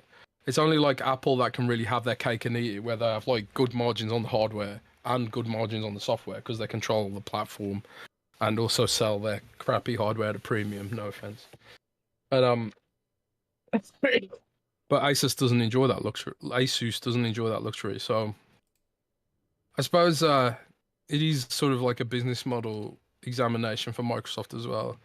And I suppose like other companies are going to be looking at it too. There's also like new chips coming in, some chips that are going to be, you know, more powerful, maybe more affordable for companies to use. But then there's the X factor, like you said, the tariffs. The tariffs. And the stress that's going to put on supply chains is unclear right now. You know, the narrative on tariffs changes on an almost daily basis. You know, will there be tariffs? Won't there be tariffs? How many tariffs? How much tariffs? Retaliatory tariffs coming in and all that kind of bullshit. So there's all those questions to be explored and answered for, you know. And like soon, you know, you could see tariffs on commodities, maybe exports on rare minerals and shit like that, which could make things even worse. Depending on how trade wars escalate or de-escalate or whatever. So there's all those considerations as well, which is like why when I wrote up about Kennan, I was kind of like, dude, don't take these price predictions as fact because there's so many moving parts economically right now. Yeah. Yeah, we'll see. But I do think if I was ranking, like, hey, one of the reasons why Xbox is doing this, I'd go with the things Brad was saying more so than I would be like, we need to see what PlayStation would do. Yeah, but I just think that's part. I just think it's part of it. Yeah. Anyways, we got Lord Henry with Super Chat who says, have you guys seen the new Death Stranding 2 trailer? If so, what are your thoughts? I did watch the 10-minute Hideo Kojima edited trailer that debuted earlier this week with the release date. Death Stranding 2 coming in June 26th for the PS5. I did play Death Stranding 1 when it launched in 2019, and I quite enjoyed it, which is... It was also kind of a divisive game. I know a lot of people, because it's Kojima, throw tens at him. Oh my god, the auteur. He's Kojimaing so much in this game. Kojiming. 10 out of 10, right? But then there are also people who are like, yeah, this game's, takes itself too seriously. Even though, like, literally the first song that plays in the game is Don't Be Serious, which is kind of funny. Gave it like a 6, so the game came in at like an 82, but was still nominated for Game of the Year because he's Kojima. And it recently made its way to PlayStation or Xbox, which the director's cut made the game instantly better. Instantly better. And obviously, there's like the talking point of like, hey, when's this going to come to other platforms? Because we know it's going to come to PC, and why would you put Death Stranding 1 on Xbox and presumably Switch? The only reason you would really do that is because you're also going to put the sequel there. So at some point, I would imagine it comes to Xbox, whether it's another 5-year wait, who knows? But I did watch the trailer because I am interested, and it's a Kojima trailer through and through, baby. Like, it's just a bunch of nonsense sometimes, some cool visuals. It's like everything you want from a Kojima game, a Kojima trailer. So, am I excited for June 26th? Absolutely. Will I be playing it day one? You goddamn right I will be. Is it going to be the same game as Death Stranding 1? Sort of seems like it. It looks like you'll be delivering things again in these environments and then getting into battles, but it looks even nuttier. So, yeah, I'm looking forward to Death Stranding 2. I don't know, did you check it out? I haven't checked it out, kind of because I haven't finished Death Stranding 1 yet, and I feel like if I watch this trailer, it might have spoilers for Death Stranding 1 in it or something. So I don't really think it does. Yeah, fair enough. I mean, I want to finish the first game. Outside of like Troy Baker being back, I mean, maybe be like, oh well, I guess he whatever. But I don't really think watching that, you'd assume that there's a whole bunch of spoilers because you'd be watching it. I just mean, like, I don't know. The fact that certain characters are alive could be technically a spoiler, right? Sure. It is funny how divisive the game is, man. Like, this Blue Soul is kicking off in chat. Kojima's the most overrated person in the game industry. I don't understand how people can like this DHL simulator. I mean, hey, man. Man. Void Rat. Kojima's overrated. There, I said it. Oh man. That's cool. Everyone's entitled to their opinions. Yeah. I mean, I could see. Oh, dude, I could totally see if you were to say who's the most overrated game developer out there. The easy answer is Hideo Kojima, like for sure, because I think that's also like, look, you want to know why? Because I think that's probably the only. If you were to ask someone about name your favorite developer, maybe the only one they could even name is Kojima. Like, he's a rock star within the gaming dev community himself. Name another game dev that's as prominent as he is, that has been front and center at the Game Awards and all that stuff. You really can't, because most game devs are just they're invisible. Chris Metzen, they don't want to. They don't want to be in the spotlight. So, like, yeah, you could name someone. You can like Miyamoto. Maybe you can name Vincent Pella. Maybe Chris Metzen. Chris Metzen, maybe you name Josh Scheuer or something, but there's really not that many. This isn't like the movies where you talk about directors and Scorsese and Tarantino and Nolan and Kubrick. Scorsese? Yeah, Martin Scorsese, right? Is that how you pronounce his name? I mean, I think so. I've been saying Scorsese, whatever. Either way, like, Scorsese? People know directors. I'm pretty sure that's not how you pronounce it. Whatever, bro. The point of the matter is, people know directors. Spielberg, Lucas, and like, you can be like, hey, this guy's overrated, this guy's underrated, whatever. This guy's perfectly rated, because people know the directors. But when it comes to game developers, most people don't know who they are. But the one that they do know is Kojima. So yeah, I would say in that regard, you could easily say he's overrated because he might be the only one people actually know. I mean, Joseph Ferris is kind of getting his name out there. You know, with the whole like fuck the Oscars and his really I don't even want to call it Russ like Sawyer an is quite aggressive famous. personality, but he's a very likable person, right? He's very charming, and his games have done quite well. So Joseph Ferris is like, you know, he's on the up and up. But I also feel like a lot of people also give maybe a lot of too much credit to a single person making a game that is made by hundreds, if not thousands, of people. You know what I mean? That was always the thing with like Jade Raymond over at Ubisoft when the Assassin's Creed thing, because like I remember hearing rumors that like her teams over there didn't really like her and she didn't really do much for Assassin's Creed. She was just kind of the face. You know what I mean? Damn. The face. So yeah, I speaking get of it. faces and heels, Plus, like, you got some breaking news, Rand. I guess you could also look at like Hideo Kojima as someone who is. You could tell he wants to make movies. So some people are like, stop making your games into movies. And then also the idea of like, oh, what do you do in Death Stranding? When you explain the game to people, it's like, well, you basically deliver packages. That's it? That doesn't sound fun, right? Like just the elevator pitch of Death Stranding. Oh, It's weirdly fun. The world's in the future, shit's going down, there's like babies and there's mud monsters. And you're trying to connect the world, and you deliver packages from one outpost to the next. It's like, what?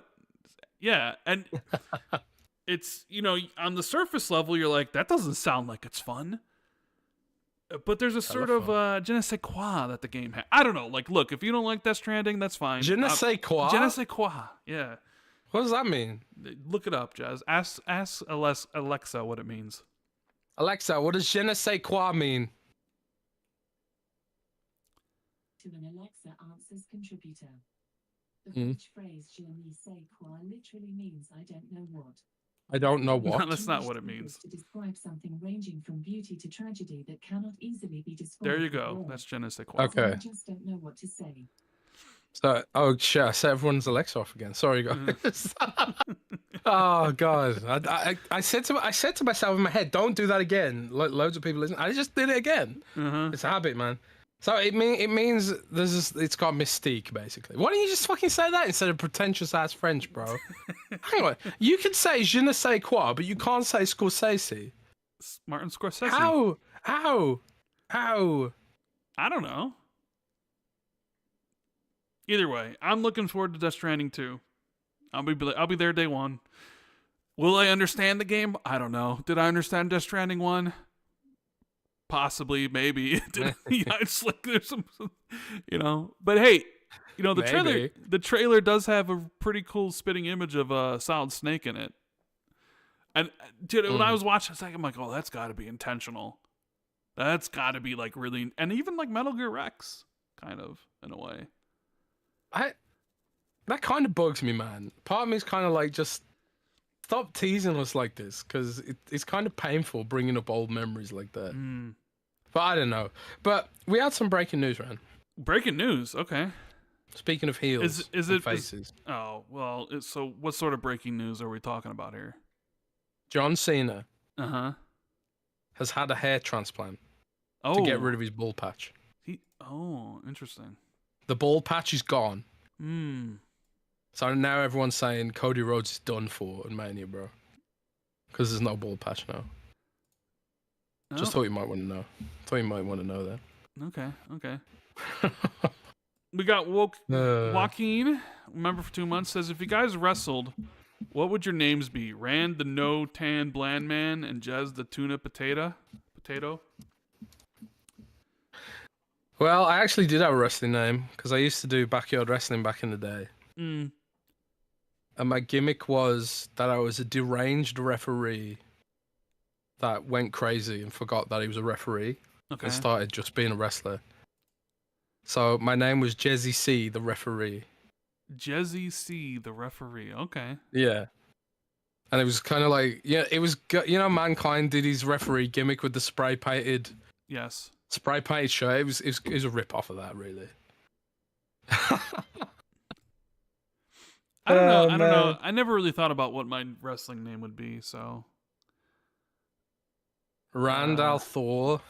I doubt it would be Rand, because Rand is Rand freaking no Thor. WWE would make me get rid of it because Randall Thor is I think a trademark name, so I wouldn't be able to use Rand. Oh for shit! sure. Well, your podcast's gonna get sued then. Yeah. Well, I'm Randall Thor 19 though. So- You're the 19th. and I'm not, and nobody believes I'm the main character of the Wheel of Time. So, but WWE sometimes they won't even use people's real names. Sometimes they'll make them change them, right? So I wouldn't be able to like use Kevin Randall Owens. Thor. I would have to change my name to something else, and I have no idea what I would change the name to. Yeah. Even when I was like watching wrestling regularly back when I was in high school during the late '90s, during the Monday Night Wars between WCW and WWE, I never really wanted to be a wrestler, and I never really thought like, oh, what would be my name? So We do have some breaking news about Silent Hill F.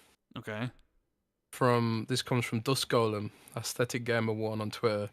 Silent Hill F confirmed by the ERSB to not contain firearms, but does contain melee weapons of several different types. Warning, don't read the ERSB rating because there's story spoilers.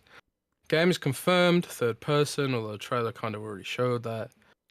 And again, don't read the ERSB because it's got spoilers in it. So it sounds like it's melee oriented. well that sounds like also the game's coming somewhat soon then if the ESRB already it's has got- all that stuff yeah. rated. So I kind of feel that like Japan isn't somewhere that I heavily associate with firearms. I think firearms are they illegal there? I want to say, or at least heavily controlled.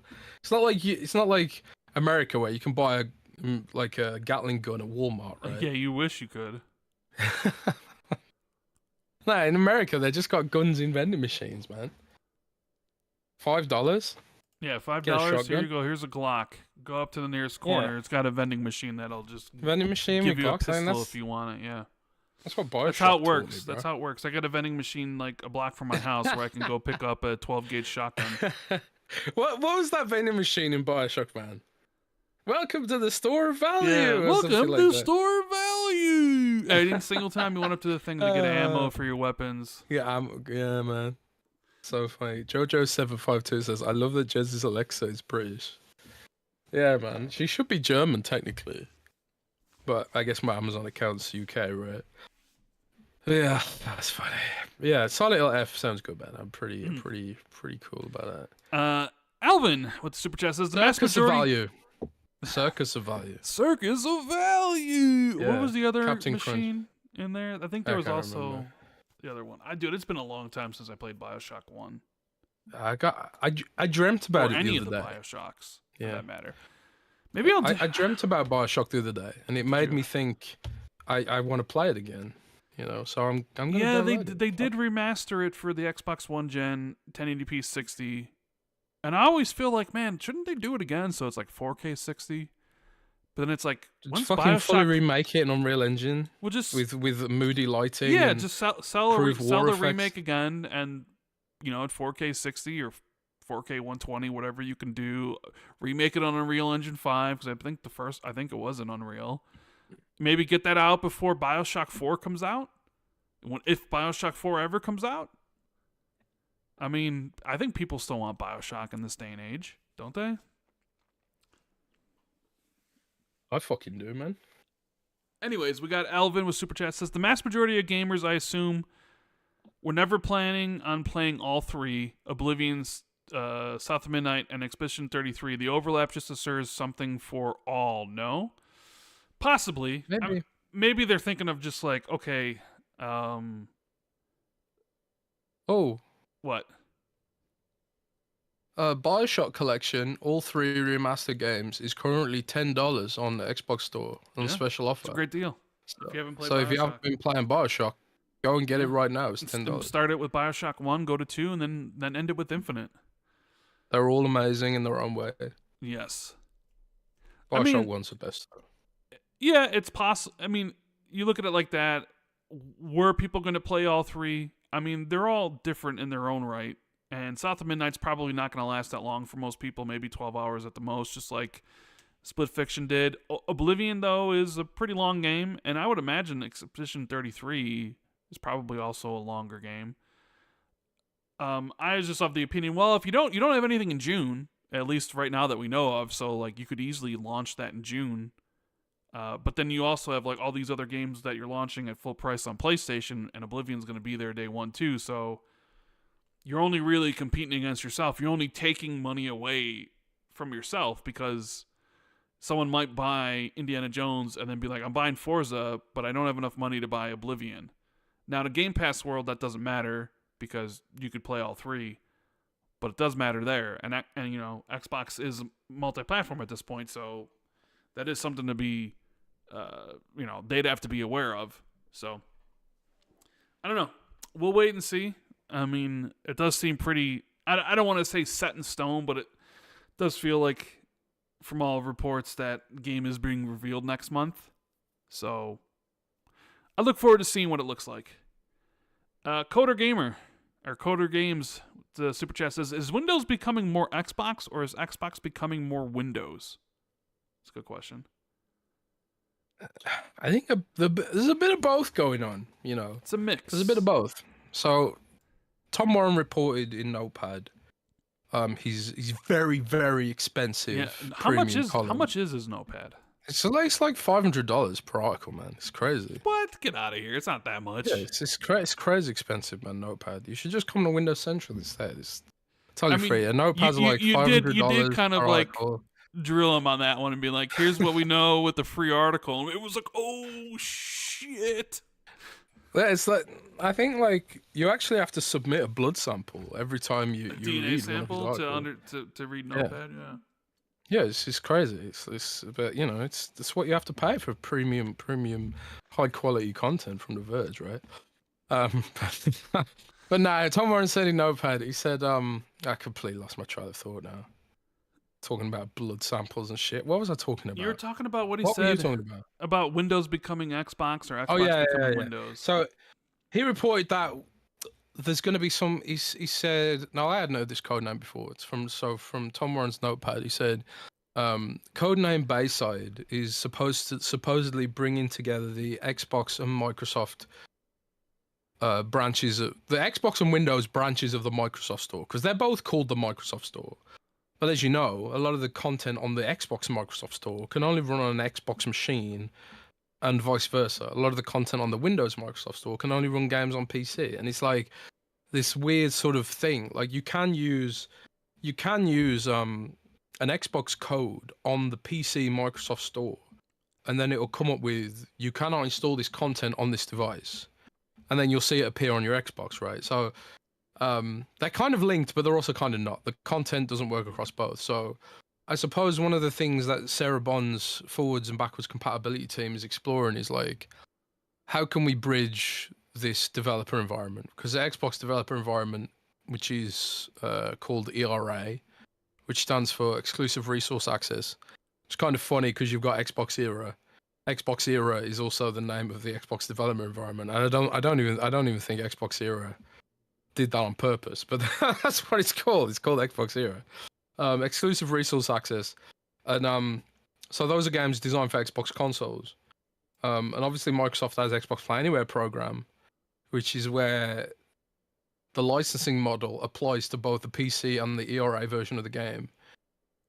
I suppose where they want to get to with next gen with Bayside is a Win32 version which can run on an Xbox console and run on the future Xbox consoles. Now, will the Win32 version be able to run on a regular Xbox console? And that's one of the big questions. I think someone super chatted about that earlier. Will the back catalog of Xbox ERA games, will they be able to run on a Windows PC? And that's kind of the forwards compatibility thing that people are concerned about with the next gen Xbox. So, this is something they're working towards, and the problems are technological, they're legal, they're contractual. So it's like, you know, developers and publishers are giving Microsoft a contract to run their games on Xbox devices, but not necessarily Windows PC devices. So there's sort of like a legal hurdle to overcome there to some degree. So, you know, I suppose that's why, like, it's going to take a couple of years to work out some of these potential pitfalls, but That's the dream, right? The dream is having my hundreds of games that I've already purchased available on my Windows PC, so I don't have to buy them twice on Steam. And if Xbox hardware does or does not go away, then I don't have to worry about the future of the platform. If I feel safe in the knowledge that I can take them forward with me to future devices, and also Microsoft doesn't have to worry about it as much. And maybe they don't need to compete with PlayStation directly and make devices that are so similar to PlayStation for developers. Maybe they can be like, we can go a little bit further out of left field here because now our consoles are more like PCs. We can do something unique, you know. But we'll see. Execution's going to be key to all of this shit. It's going to be key, man. We'll see what happens. Yeah. Now, one of Je ne sais quoi. One of my favorite franchises from last generation, probably one of the best games Xbox put out, is the Ori franchise. Which there is some news regarding. Ori 1 has turned 10 years old. They've sold 15 million copies, apparently, between both games. And it came with the announcement that Moon Studios is self-publishing No Rest for the Wicked because, well, their publisher was closed, private division. Take-Two shut them down. So there was like, oh my god, who's going to publish this game now? And then you made a tweet about how, man, I wish there was an Ori 3 or there needs to be another Ori. Was that code for something, Jez? Maybe. Are you saying Ori 3 is coming? I don't know. You don't know? I don't believe you. I don't believe you. I don't know. Ask Special Nick. Well, Special Nick did one of those. It would be cool, wouldn't it, Jez? Well, with Special Nick, I guess the thing is like we'll have to wait 4 years for it to actually be real, right? Yeah, I mean, they've got their hands full with No Rest for the Wicked at the moment. But that doesn't necessarily mean Moon Studios is the one to make it. Maybe someone else could make it.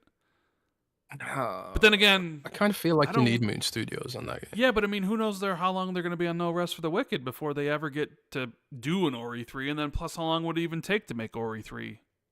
Maybe Team Cherry's working on it. Yeah, yeah, okay. maybe George R.R. Martin's actually writing the new book, the Dance of Dragons or whatever the next book of Game of Thrones is supposed to be. I know that Xbox is very fond of Ori, and I would personally want to believe that they'd wait for Moon Studios. I mean, as much as like, wait, bro, it's a long time to wait. It's a long time to wait, but I kind of feel like I don't know. Maybe I'm being cynical, but I don't know. You do that game without Thomas Mahler and the team at Moon Studios. I mean, I'd agree with you. If there was somebody I would want to make Ori, it's definitely Moon Studios. I mean, they're the ones who made the franchise. You also, if you go play 1 and then play 2, you can definitely see the improvements. So much so, like, it's almost like an It Takes Two Split Fiction jump in quality, in my opinion. Ori was amazing, but then it was like Ori 2 was spectacular and just a better game in like every regard, from storytelling to gameplay and map design and level design and boss fights and all that stuff. So, like, if you want anybody to do an Ori 3, yeah, it's them. You know, they've made the franchise, and what could they do for the next one?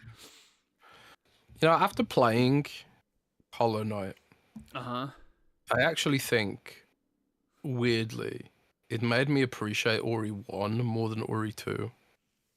Okay.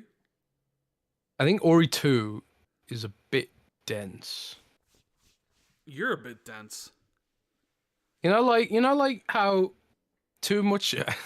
It sounds kind of dumb, but I kind of feel like with Ori 2, it's kind of like it's like a cake that's sort of had too much sugar put in it, almost kind of speak. Where it's like there's a lot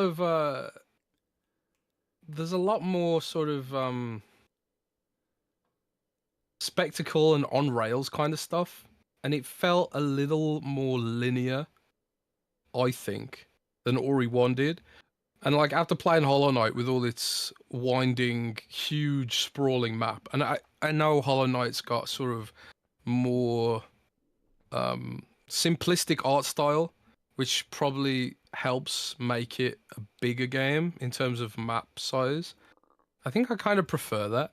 The feeling of getting lost. I felt like I got lost in Ori 1, and I felt like I got lost in Hollow Knight. I never felt lost in Ori 2. And I think that made the game feel smaller. Do you know what I mean? I don't know. I mean, it is a better game overall on paper, but it didn't give me that Metroidvania feel that Ori 1 did. Do you get what I'm saying? I mean, I get what you're saying. I just disagree. I don't think Ori 1 was somehow less linear or harder to navigate than Ori 2. I mean, I was in a party with somebody in Ori 2 and they couldn't figure out where to go. Maybe I'm misremembering it a bit, and maybe my opinion's sort of colored by the fact that I played a very buggy version of the game. But I mean, yeah, I would. I need to go back and play it. There are chase sequences in Ori 2, which, I mean, you know, chase sequences typically have to be linear in nature. Yeah, weren't there. I like the Ori chase 1. sequences occasionally, but I think there were too many in Ori 2. Either way, there's also the idea of like, I would have liked more getting lost, I think. Do I really want another Ori? Because I feel like the ending to Ori 2 was as good as it gets. Another Ori, man. Right? You want another Ori. Well, no, but here's the thing. It's like Ori 2's ending was almost perfect. Sure, the ending left open for a potential sequel, which, you know, is just like, hey, the door's open, but if this was the end, it was a satisfying conclusion. And it's one of those things where you wonder, it's like, if things just keep on going, like season 1, season 2, season 3, season 4, season 5, and eventually it just keeps on going, like a TV show or a movie series you really like, and at some point you hit that decline, and it's like, oh man, I really wish you just would have ended at the top of your game. But obviously, like, you know, business realities, like, oh, this is really popular, so we need to make another one. I feel like ending at Ori 2 is kind of like that peak moment where it's like, all right, the story was perfect. It ended in the right spot. And how do you even go beyond what you did with Ori 2 to make it even a better experience? Because it was already a highly rated game. I mean, you're talking like a game in the 90s, and it probably would have been a lot higher if you actually like released it not like burning fire, you know, because the game had a lot of problems because the game came in hot. So it's like, how do we top that? Like, how do we top the storytelling? Where do we go for the next one? And even with my eyes, like, maybe you don't need to, right? You know, in Wheel of Time, the book series that I love so much, there was talk of developing a sequel series. And it never happened. And I'm sort of glad it never did. Because, sure, you could make a sequel series to that, and it would be financially successful because there are a lot of fans that would love to see more stories told in that world. But did it need to happen? Because the way the series ended was essentially perfect. And sometimes things just need to end and you need to move on to something else. So I almost kind of look... I'm not saying I wouldn't get excited if, like, we watch the showcase in a year or two and it's like Ori 3, and I'd be like, oh shit, right? I'd be like, yeah, you know, I wouldn't... Of course I would be excited because I love the Ori franchise. But a part of me would be like, did we really need to do this? Because the second one was just so good and it ended on such a high note that it's like, we don't really need to do a third one. But if they do a third one, I'll still be there day 1, day 0, day -0, whatever it would be. Especially if it was Moon. Because I really, like, I don't have any interest in No Rest for the Wicked. 0. None? Despite how cool that game looks. Why not? I don't know, man. Like, I'm not the biggest fans of ARPGs. You know, I don't really... I mean, it is an RPG, but it's also it is. not an RPG. And like even the early It reviews has a in, proper in story the and early stuff. access, people also the reviews aren't very kind for it. I was like, it's all right, I guess. Yeah. I mean, I'm not the biggest fan of that genre in the first place, so The I reason don't. reviews are mixed is because there's not a huge amount of content right now. Well, yeah, that's also one of the reasons why I don't play early access games. But it's also a genre I don't particularly care that much about. So I would just be playing it for the art, and I'd be like, and the art looks amazing, but I'd be secretly like, oh man, I wish you made something that I would enjoy. But anyway, I just wanted to give them a shout out because 15 million copies across 2 games and the 10-year anniversary of the first game. And that was the game I hit 1 million with, by the way, was Ori 1. So that was the achievement for the Million Gamer Score, which was great. Let's see. Let's talk about let's talk about the handheld, shall we? Figure it's time. Let's Some of this do other stuff. it. If you guys are enjoying the show, make sure you hit the like button, subscribe to the channel, share this out, let everybody know that we are live. Now, Jez, this is your reporting. Xbox You're welcome. is, well, this is a third-party handheld. I mean, like, I guess there have been rumors about an Xbox handheld for a long time now, right? And I guess we can use this time to kind of like clear up any foggy messaging that other places have reported, because I've seen everybody reported this. All the big kind of like YouTube channels also jumped on it. And, you know, obviously, like, you giving, like, the set dates for, potential set dates for the next generation of Xbox-made hardware also kind of made its own news rounds. But I did see a lot of websites kind of position this as the Xbox handheld. The one that Microsoft is making. So, I guess we can sort of clear up the confusion here and talk a little bit about what this is. And since it's your reporting, I thought my article was pretty. I mean, your damn article clear, pretty, yeah. frankly. But then again, as we all know, do people really read articles? No, they read the headlines. Well, over 130,000 people read my article, man. Okay. Well, they clicked on it at least. And how, I don't know if they read how many it. did IGN get off of your article? Probably millions. Yeah. But oh well, that's the game, right?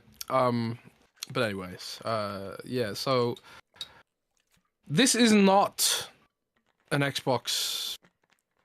This is not an Xbox. But they say everything's an Xbox though. Yeah, they've had exactly. pictures of Xbox. handheld PCs, of gaming handheld PCs, where they say this is an Xbox. So you're saying this isn't one though? Yep. It has Xbox DNA. Okay. So it's a PC. It's a laptop in handheld form, essentially. So it's gonna have, I think, Z2 Go in it, the Z2 Go chip, which hasn't reviewed the best, but hopefully by then they'll have better drivers and stuff like that. And presumably, if Microsoft's working on from what I've heard, that Windows has a specific branch tailored to this device. So I want to kind of believe that some kind of special driver work is going towards improving the Z2 Go here. The Z2 Go should make it more powerful than the Steam Deck, but not as powerful as the Z1 Extreme handhelds from last year. But it should have potentially better battery life, especially for 2D games. So like this is kind of like a handheld that sort of balances the battery life of a Steam Deck with the power of the Z1 Extreme. Z1 Extreme handhelds don't last very long on battery. They kind of need to be plugged in if you want to play 3D games. But yeah, I don't know. This kind of balances performance, price, and power, sort of. So it's also not going to be as expensive as the Lenovo Legion Go at launch. And I expect the Lenovo Legion Go 2, which is going to use a Z2 Extreme. I expect that to be like $1,000. I've heard this could be around, and again, this is based on current market conditions, obviously with tariffs and things like that, this could change. But this was planned to be around like $500 device, something around there. Maybe 550, maybe 450, something like that. Don't know exactly for sure, but this should be a bit more affordable than. It should be like what the Asus ROG Ally is priced at now, somewhere around there. The Asus ROG Ally, of course, being it's been out for a couple of years now, so the price has come down a lot. So this isn't going to be like something you have to save up a million years for a lot of people, I think. That at the same time, though, it's not going to run Xbox games. It's going to run Xbox Play Anywhere games. It's going to run, Steam. You'll be able to run Steam on it, Epic Game Store. Third-party launchers like the Riot client. The fact that it's a Windows device means you'll be able to plug any peripherals you want into it. External monitors, USB-C docks, mice, keyboards, webcams. When I was using my Lenovo Legion Go in Hawaii, I edited the podcast on it. I pulled up Audacity and edited the podcast, plugged in a mouse, all that kind of stuff. So it's going to run anything that you can run on Windows. You can run MS-DOS games on it. So there are thousands of games that will run on this device, but you won't be able to take your Xbox library to it unless it's a game that runs on Xbox Play Anywhere. Obviously now there is 1,000 Xbox Play Anywhere games. A lot of them, I personally feel that a lot of them are shovelware, though. If you look at the list, a lot of the Play Anywhere games are not the best games in the world. But there are some really high quality Play Anywhere games, for sure. So it's not like you're going to be short of things to play, and obviously Play Anywhere is only going to get better over time. So it's like we mentioned earlier, I think what Brad Sam said is right on the money, that this is a sort of canary in the mine. It's a device Microsoft's going to use for testing. They're going to use it for gathering feedback on improving Windows 4 handhelds, because at least right now, the plan is for Microsoft to release their very own handheld, which presumably, hopefully, would run Xbox games. At least I think that's the plan. Obviously, there's all those logistical challenges we mentioned earlier about doing that, but we'll see what happens, So I'm pretty bullish on this device. I'm going to buy it day one, without a doubt. Obviously, I'm going to be doing a lot of content on it. I'll make videos on it, tell you guys if it's worth buying, if I think it's worth buying and stuff like that. Obviously, the software experience will matter a lot there. Microsoft just pushed an update to Windows Insider program yesterday, which enables a lot of controller controls for existing Windows elements, like the keyboard and stuff. So you won't have to use the touch keyboard. So there is a lot of work going into making this device feel like a native handheld. Because obviously Windows is not really typically designed for this kind of device. But the work's ongoing, right? So, yeah, that's Project Kennan, not Keenan. Kennan. So, yeah, it's Kennan. That was my bad. Tom Warren got me on that one. You just really wanted to have it be Project Kennan and then have something else be Project Kel, right? I don't know if I've ever seen Microsoft use a celebrity name for a device. Usually they use towns and towns and cities and stuff like that for their code names. So I was trying to find if there was a town called Kennan, but I couldn't find one. I'm sure there probably is somewhere in the world, right? That might be. Maybe. I don't know. So... yeah. Yeah, I mean, this is... The handheld thing is... I've thought about this, but I just don't know if this is going to be really that big of a factor, but... Because I was going to say, like, the idea of, like, you when you mention it's not really an Xbox and it won't play your Xbox games, how much that is going to hurt this device. Because what separates this device from any of the other gaming handheld PCs on the market, really? Nothing, right? Outside of it being Xbox branded and having the Xbox guide button on it and bringing up potentially the Xbox user interface. Well, I think one of the things that will separate it a little bit, at least, is I think it could come in at a more affordable price, because it does seem like Microsoft might be subsidizing it. Fair and enough. I say this with a huge pinch of salt, because we don't know for sure what the price is going to be. And obviously, like I said, all the shit going on economically right now. But I think one way Microsoft could find differentiation here is price. Because if they're subsidizing it, they could potentially come in cheaper than some of the other Z2 Go devices that are going onto the market. like the Lenovo Legion Go S and the Steam Lenovo Legion Go, and then, you know, whatever the next ROG Ally looks like. Because obviously, like, there's also the Z2 Extreme devices, which will come out later. They'll be more powerful, but they'll also be more battery intensive, and they'll also be a lot more expensive. They'll probably generate a lot of heat. Like when the ROG Ally come out originally, I don't know if you remember this, Rand, but the ROG Ally was running so hot that it was melting people's SD cards in their sockets. They've fixed that now by throttling the device, so you don't even technically get the full power that you could potentially get out of that chip. Or they made it noisier or something, not overclocked, but they put more power through to the fans or something like that. I can't remember. They did kind of fix it, but yeah, I mean, the point of the device is to see if, like, the Xbox brand drives more interest in this device category than Asus or Lenovo can do by themselves. And looking at the traffic on that article, I mean, I would say yeah, to some degree. Like, you don't know what Asus ROG Ally means, or Lenovo Legion Go. You don't know what that means. But I think, like, when you slap the Xbox brand onto something, and to your point, it does create that sort of expectation of being able to run Xbox games. Yeah, and I think that's going to be a problem. Well, see,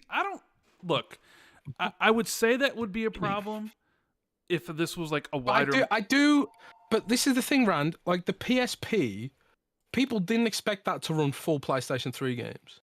So I think, like, and like Nintendo Switch, when you buy a Nintendo Switch, you don't buy one expecting to be able to run the highest end games. So I think people will accept that there'll be compromises in order to achieve the handheld nature of this console. And for this, it's like the compromise is that it only runs Xbox Play Anywhere games and Steam and stuff like that, right? Yeah. And I don't know. I sort of think that's a false equivalency, comparing it to the PSP Go or the PSP itself, because nobody expected it to run PS3 games or whatever. I forget even how long ago it came out. It was like, this is the thing that is like handheld games. I mean, hell, I think Nintendo was still in the handheld market with the 3DS and all that stuff back then, right? So Rand's phone's ringing again. Yeah, my phone's ringing. But the point is, like, I think that's a false equivalency to compare this device to those, because it was also a different time in the market, a different place in technology, and we're at a situation just now, moving them goalposts. No, I think you're the one trying. You're the one trying to position the goalposts in a different thing, because nobody Yeah, but the thing is, nobody expected the PSP or the Nintendo DS to play console games. That just wasn't a thing. But even the Asus, even the Steam Deck and the Asus ROG Ally, these devices can't run everything on PC, Sure. and the Steam Deck can't run everything on Steam. So the limitation on this device is that it can only run Play Anywhere games. I understand that, but they can play some of those games.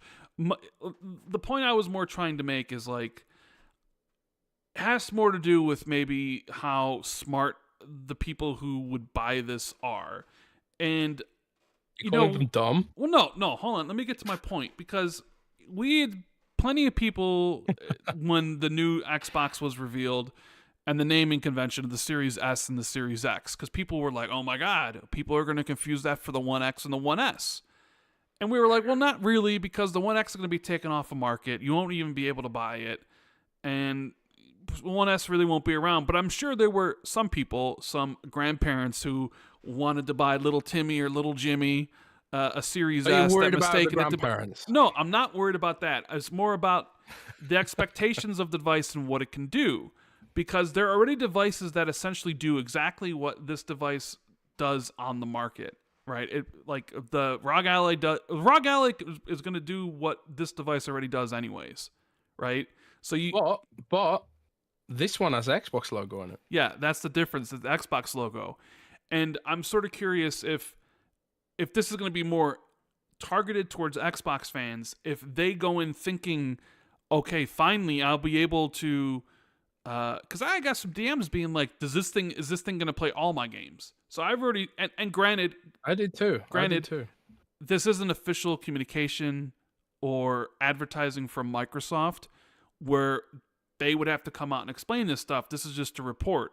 And people have been hearing rumors about the Xbox Handheld for years now, and you see the headlines off of your article being like the Xbox Handheld coming out in 2025, and people immediately assume, oh, I should be able to play all my games on this. And then if they don't research device, or if they don't, if Microsoft doesn't properly say, well, it's only gonna play these things, they might buy the device and be disappointed when Grand Theft Auto 6 is a game I own on my Xbox, and I want to play it on my my Project Kennan, and guess what? It doesn't work because it's not Play Anywhere. So, but because that all depends on how smart the consumers are, and I think they're smart enough, because I think with handheld PC gaming being as niche as it is, and it's incredibly niche, it sort of feels like the only people really buying these things are hardcore gamers anyways. So I don't even know how much my argument even really makes how much my argument even really is going to matter, because I think most people who probably buy this device already know what they're getting out of it, but you never know. You do never know. And yeah, your argument doesn't matter. No, I'm sure it does matter, because I'm sure they're going to have to come out and say, hey, this thing doesn't play certain stuff, right? Because I've already seen clickbait YouTube channels being like, what do you mean it doesn't play Xbox games? Like, what the fuck is the point of this device? And yeah, I mean, what is the point, I can see the idea of what is the point? I mean, it doesn't do anything differently than any of the other devices on the market. It's just branded differently and has an Xbox guide button. But then that plays into the expectations for even their own handheld 2 years from now, if it's launching in 2027. If people don't like this one because of, hey, someone who already owns a Legion Go, or somebody owns a Steam Deck, and they see this and let me get this to see, and they get it and they're disappointed, is Xbox going to be fighting an uphill battle trying to market the handheld that they're making themselves a couple years in the future? Or is it also will time have healed all wounds, so to speak, and people won't be like, oh, well, I bought this thing. There won't be any wounds, man. Okay. I think you're overestimating whether the impact on this kind of stuff. Because you said, these devices are already in the market. People understand. Yeah, nobody's really buying them. I get it. So nobody's really going to buy this one either. No, well, yeah, to some degree. They're niche within a niche. But it's for the hardcore. It's for me. I'm there day one with this motherfucker, man. Sure. As soon as those pre-orders goes live, I'm pre-ordering it. And I think a lot of other Xbox fans will as well. And I know a lot of Xbox fans that do have an Asus ROG Ally, Lenovo Legion Go. I see it in our traffic. People are into what Xbox Play Anywhere can offer them within the ecosystem, right? So I'm scrolling through the Play Anywhere list now on the Xbox Store, and there's a bunch of games that I didn't even know were Play Anywhere, like Loop Hero, for example. I didn't know that was Play Anywhere. Moon Scars, I didn't know that was Play Anywhere. That's another game on my backlog for a million years. And these are kind of like low poly kind of games, which are kind of ideal for this kind of device, right? To some degree. So I think there is a content issue to some degree. I think if they had more of these 2D kind of games, like Moon Scars, or like Loop Hero, like Loot River, and these sort of popular 2D-ish kind of games, I think they could really pitch this as a kind of retro style device to some degree. But then I think the fact that they did an Xbox Play Anywhere announcement today is kind of going towards that, pushing that narrative that there is a lot of games that will be able to run on this device, but there will be sort of limitations, like there is with any company's handheld. Like the 3DS versus the Nintendo 64 or the Wii. Sorry, wrong generation. 3DS versus the Wii, or the PSP versus the PlayStation. I think it's okay that it's not a 1-to-1 match for the Xbox Series S. We can work towards that with this Generation 1 device. But I'm someone who's into tech. I'm someone who's willing to, wait a bit and watch how it plays out. I'm not expecting them to get it right on the first run, but I do think you're right that there is probably going to be an education gap to overcome, but I think there is an education gap in general with console gaming right now. But we'll see. I'm intrigued about it, man. It'll be interesting to see how people react to the device whenever Microsoft fully reveals it. Maybe they're going to talk about it at GDC, which is happening next week. Maybe they showcase it at the June showcase. I don't know. They usually stick to gaming-related announcements at the June showcase, so maybe they don't do it there, or maybe they do. Yeah, I don't think they'll do it. Some other thing later. But I think it's launching this year. The question is like when? Is it a fall product? Is it like a spring product? Is it one of those things that it's going to be like launching soon? I think it's later in the year. How does the Xbox user interface work on that? Because isn't that one of the issues that people have with Windows on a handheld essentially? Like it. Yep. So like, It's not good. Have they fixed that? The Jason Ronald and his team. One of the big questions. Yeah, so it's just on that regard, be like, okay, well, maybe they finally figured that out. And how easy is it to install Steam on the device? Is this going to be like a glimpse at the future for the next Xbox console and handheld itself, being like what you could expect outside of? Because I don't know. In my opinion, like the Xbox handheld has to play all your games. And I don't know how that's going to actually work. Really, I don't know. Realistically, I have no idea. It's really confusing because I don't really think it's going to be a Series S. I know a lot of people like, oh, it's going to be a Series S in handheld form, which would be cool because then you could be like, well, we have all the console licenses and all the games work on this thing, but I'm not sure that's the area they're going to go for. So I'm really interested in seeing how they solve that because then that's like a device that would be really interesting to a lot of people. Because I sort of feel like this one is like, it's going to be like, okay, well, am I really into gaming handheld PCs? I have one, and do I need to because people have asked me, it's like, oh, should I replace my ROG Ally or my Z2 Extreme or whatever? And it's like, I don't really know if you should. But if I could be wrong. Maybe it is a Z2 Extreme. If it's a Z2 Extreme at the price that I've heard it gonna be, it's gonna be a value proposition up the wazoo. I'm just saying, like some people like they're thinking. I just don't think it is. They're Xbox fans thinking like maybe I should get this because it runs better or it has other features, and I'm like, I don't know. I'd wait to see. But I'd be curious to see what their handheld will be like in 2 years. If like that one is like, no, we literally play all 7,000, 8,000 games or however many games are on the Xbox platform. That's the dream, man. And that is the dream. We've learned all these diagnostics and all these lessons from working with Asus on this thing and how people actually use their devices. So now, these things are fixed for ours.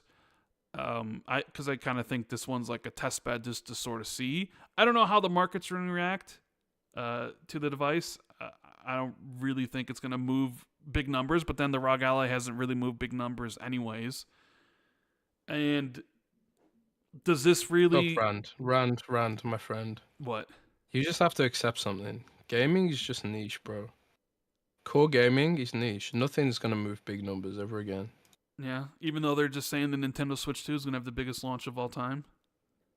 Who cares? It's nothing compared to Android.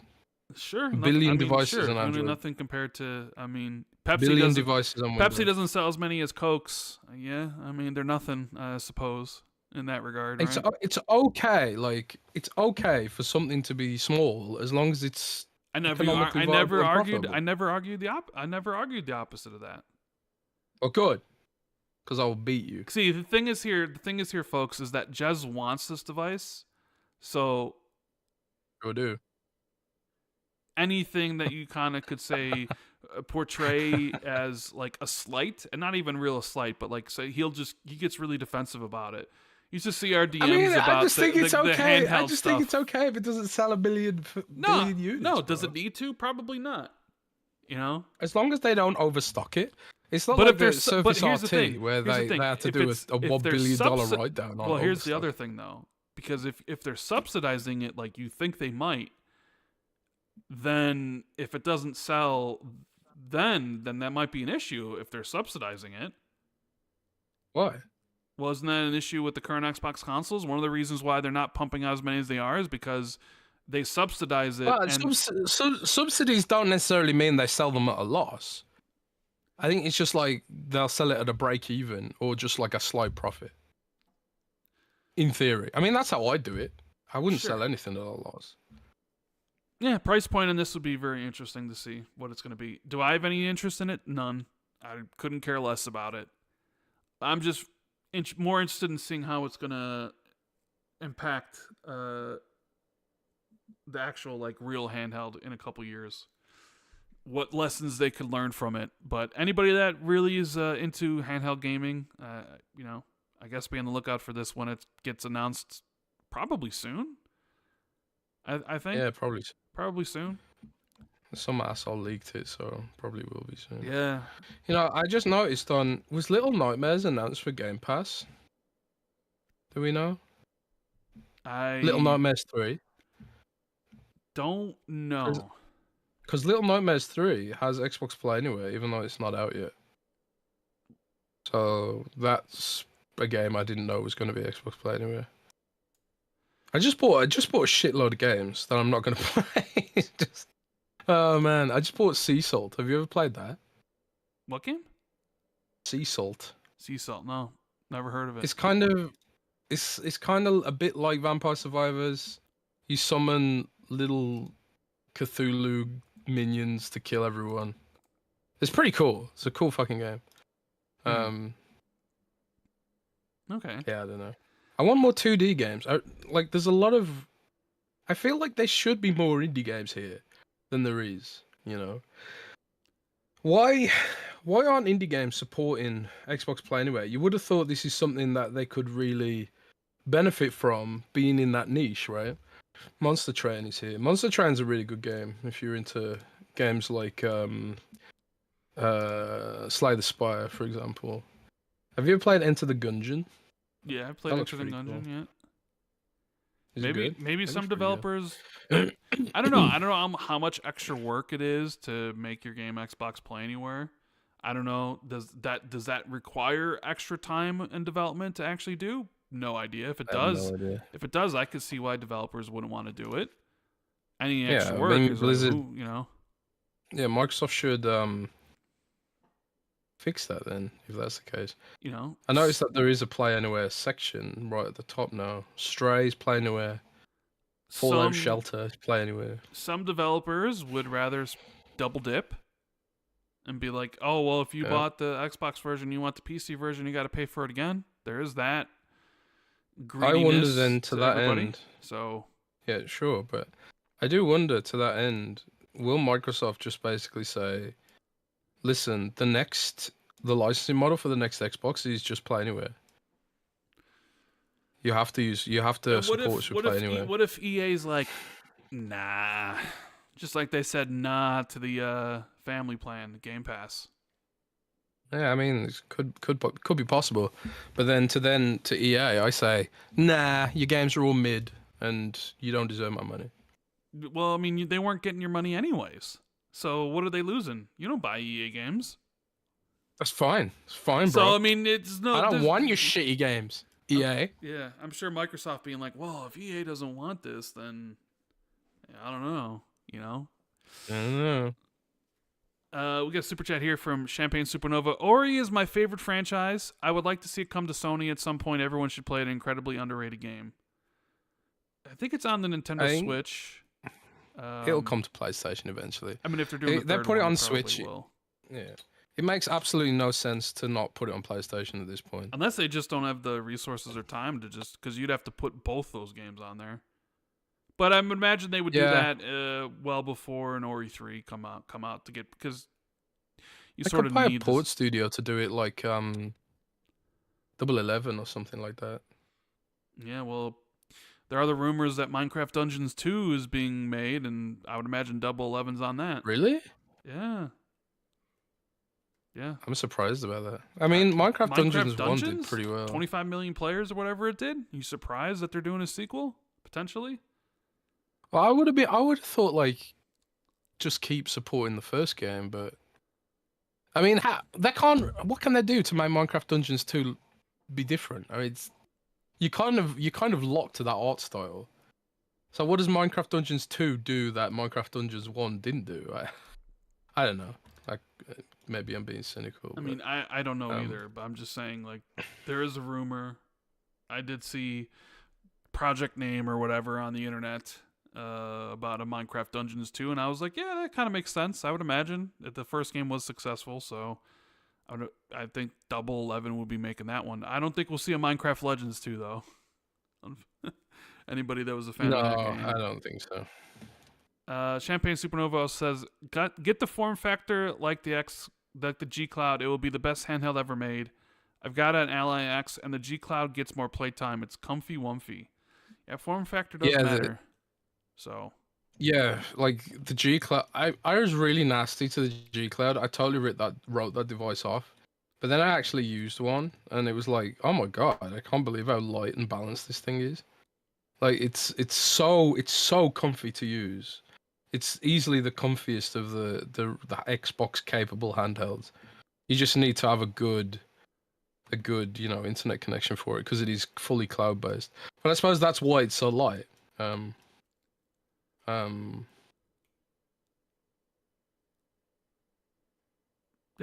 Well, plus we need to see the form factor of this handheld, Project Kennan. Because I don't think it's going to look exactly like the ROG Ally, right? It'd be interesting to see like the design decisions that Xbox would make with their own. Yeah, that too. You know, I mean, Asus is Asus is making it, but you have to presume that Xbox has way more research about handheld ergonomics just from all the controllers they've made. So I'm expecting it to be comfortable. One of the downsides of the Legion Go is that it's just so damn heavy. It's so heavy. And the Steam Deck too. Code 3 says, just started playing It Takes Two with my new girlfriend and can't wait to split fiction together. Jez, propose to your girlfriend once you finish it with her. Also, ads are embedded in the Spotify version of Cast. Yeah, that's intentional. We do want to get paid for Spotify.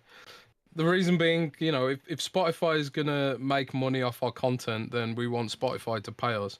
But if you want to listen to the podcast without ads, it's $5 a month on Patreon to get access to the ad-free podcast version. Yes, that is true. We do have the ad-free version there. Jez, there was a rumor going around that everybody talked about this past week about Xbox potentially buying Ubisoft IP. And even more stuff going on about Ubisoft. What's this all about? Yeah, I mean, obviously, I got no information about this. So, who leaked this originally or shared this? Did this come from an analyst or something like that? I think it came from an analyst over at IGN. First reported by IGN, AJ Investments, a firm with less than 1% stake in Ubisoft, says that the studio is, quote, horribly mismanaged by current management. In addition, the firm's CEO... there, right? Yeah, the firm's CEO says that the company failed to disclose reported meetings with EA and Microsoft, among other interested parties, regarding potential acquisition of Ubisoft IPs.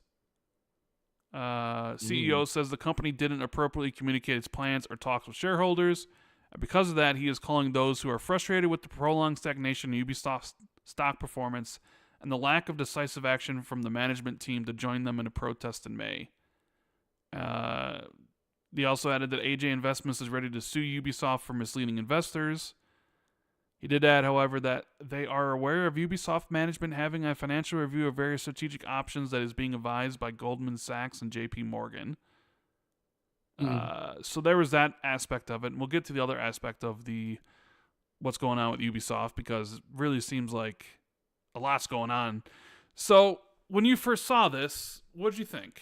Do you think this has any validity to it? I mean, some people point to this guy, their company owning less than 1% of the stock. Is he actually being truthful about Ubisoft meeting with Microsoft and EA about potentially acquisition of IP? Is he just using that as a way to kind of air his grievances with the company and get other investors on board? But I guess for the sake of this argument, let's just go hypothetically that he's telling the truth, right? Because that's where the fun is. One, do you actually see Ubisoft wanting to sell IP? And if you're Microsoft or EA or whoever, what IP would you be after? What IP would you personally want, I guess? Because I know how much you love Ubisoft, so... I think, like... I could see Ubisoft not wanting to sell IP, but I could see them needing to raise cash. So, like, if you need to raise cash, selling IP is kind of like an easy way to do it, right? Yeah.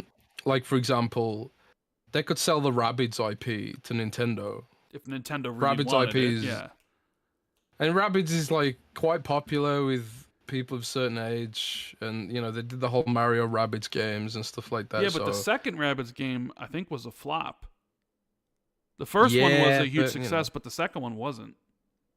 People recognize Rabbids. I think it's probably. But just I mean, fits, if you're Nintendo, within... are you like, yeah, let's pay whatever it would cost to get the Rabbids license? You probably don't give a two flying fucks about that. Yeah, maybe. But okay, maybe I don't know. PlayStation then. Well, okay, PlayStation's looking at Astrobot and being like, okay, we need more kids games. Sure. Buy Okay, that would make on the sense. cheap. But he mentions EA and Microsoft, so let's specifically focus on those two. If you are EA, what are you looking at from Ubisoft's portfolio to be like, we need to add this to ours? Are you looking at Far Cry? I suppose a lot of them are. Well, that's the thing. I suppose a lot of them are games that Ubisoft probably wouldn't want to sell. Like the biggest franchises that Ubisoft has right now is Assassin's Creed, The Division, Rainbow Six Siege. Just got a Rainbow Six Siege has just got a new version announced, Rainbow Six Siege X or whatever. So there's like, I don't think Ubisoft would want to part with those. So like we look further afield, and obviously Ubisoft has a lot of classic IP. How about this? Microsoft could be like, okay, you need money. Sell us the cloud rights back. Yeah, that's regulation. That ain't gonna happen. Yeah, could... Because I've seen people say that. Has said they regret that decision. I've seen people say that about how Microsoft should just purchase Ubisoft, and I don't think they realize that they're not allowed to. The regulators, that was part of the whole deal with them. They're not allowed. They're not allowed to buy Ubisoft for 10 years. Yeah, but I don't know. Maybe they could go to There's a new regulatory regime in the UK now, and the new head of the CMA regretted that whole episode. So what, and like that, they those go back decisions. to it and they buy the cloud. They buy the cloud rights back from Activision games. Yeah, maybe this is Microsoft's plan all along. Like Ubisoft is gonna kill itself, and the rights revert back to us in that scenario potentially. I don't know. But that's a bit pie in the sky. Like I suppose franchises that Ubisoft have that are compelling that they haven't really done anything with lately include stuff like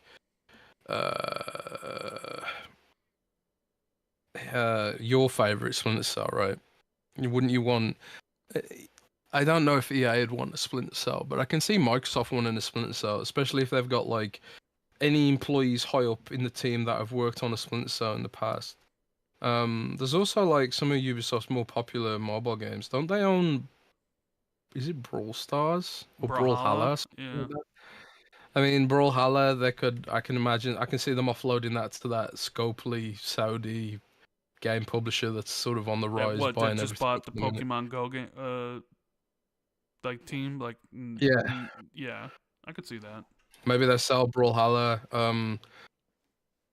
I don't know, man.